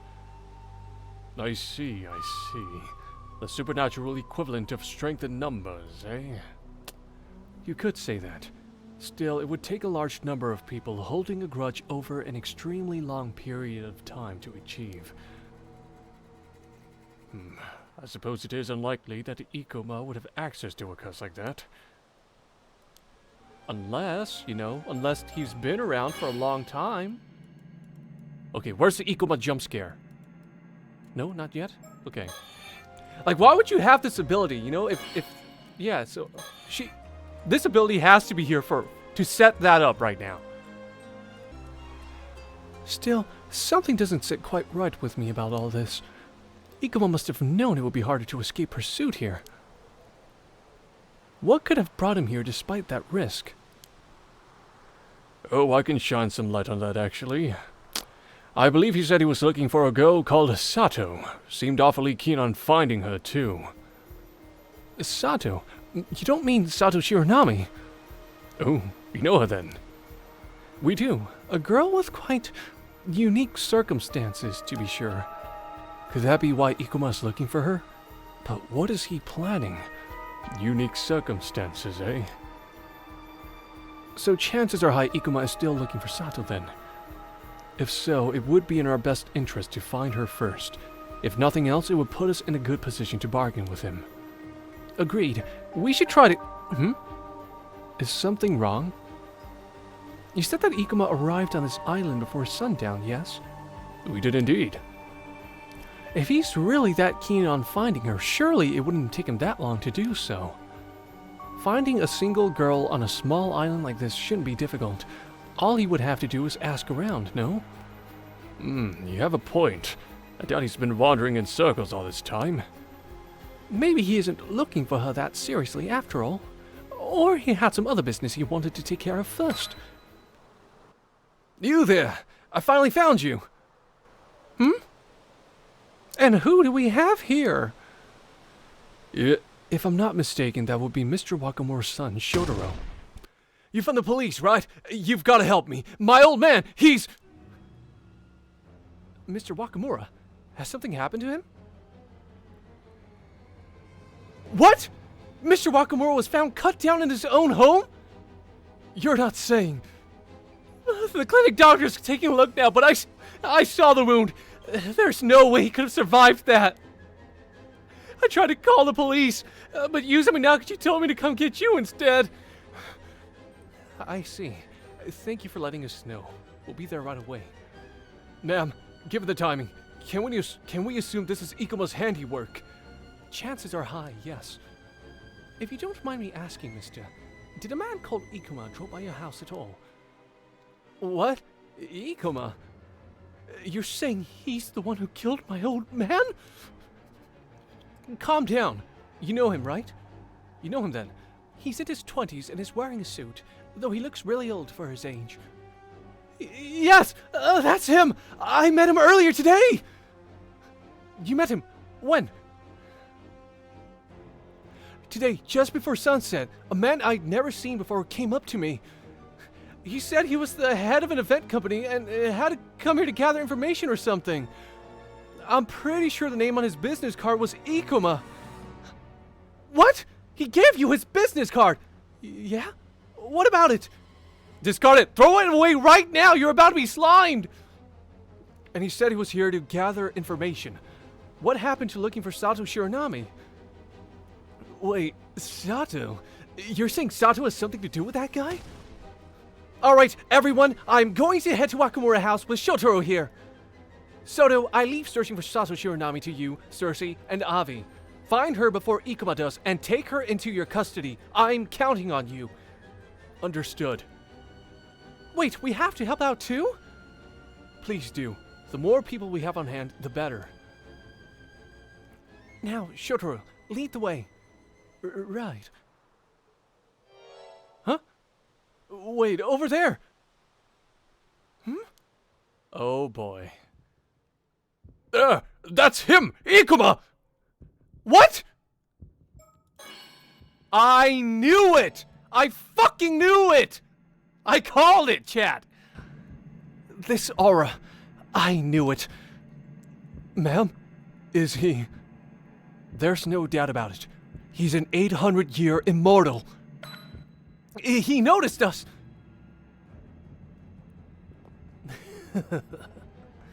Ah! He's running away! Ma'am, should I give chase? Please do. Follow him and find out where he's headed. On it! Don't be reckless. Keep your guard up and be careful. It looks like we have a change of plan. Cersei, Avi, you're coming with me. Let's go. Okay, let's think about what I need to do now. These two have a special box called a Tamate Bako. I need to get it from them no matter what. I have to find a way to convince them to hand it over. This is the only chance I'm going to get. I'll share what I know bit by bit to hook their interest and negotiate from there. Really not sure I can pull this off, but I have to try. Excuse me? You rang? Ah, yes, could I speak with you for a moment? I know you're... Permission granted. Thank you. Oh, don't mind him. He always gets a little carried away. Right. So you're Avi, an author, and Cersei here's your guide. Indeed. Great to meet you, Sato. I've actually heard talk about you around the island. Oh, really? It would seem we've become quite famous in these parts. I'd say we're more on the infamous side, but sure. I heard you were searching for a mermaid. Is that true? Oh, tell me, young lady, do you perchance know of a mermaid? Because if so, you must tell! I'm sorry, I'm afraid I don't know anything about any specific mermaid. Oh, please don't look so disappointed. I feel bad now. You see, I'm rather interested in mermaids, so I was hoping I could ask you a little more about them. Now you look both disappointed and annoyed. Did I say something wrong? Well, the last person who asked the same thing nearly cursed us to death. Oh, that's right! I forgot about that. He's getting PTSD.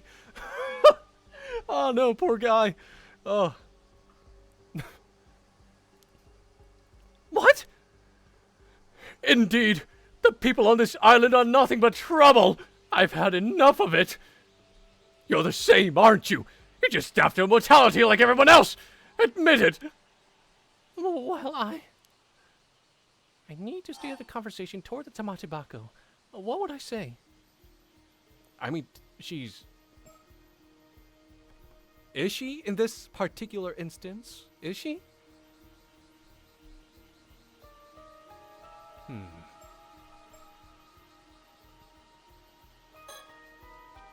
Yes, I must become immortal. Everything depends on it. If you know anything, I sincerely ask you to tell me. Ha! There it is, your true colors! I knew it! You think I'd just hand over the Tamate Bako I struggled so hard to obtain? Ah. Please, Avi, I need it. My body's kinda... I don't know. My body's kinda lifeless. I don't know. Please, I need it no matter what. Oh, look at the fire in those eyes. Looks like there's more to this. Very well, tell me your tale. If it rouses my spirit as an author, then I might just be persuaded to hand the box over. Really? Alright, let me explain.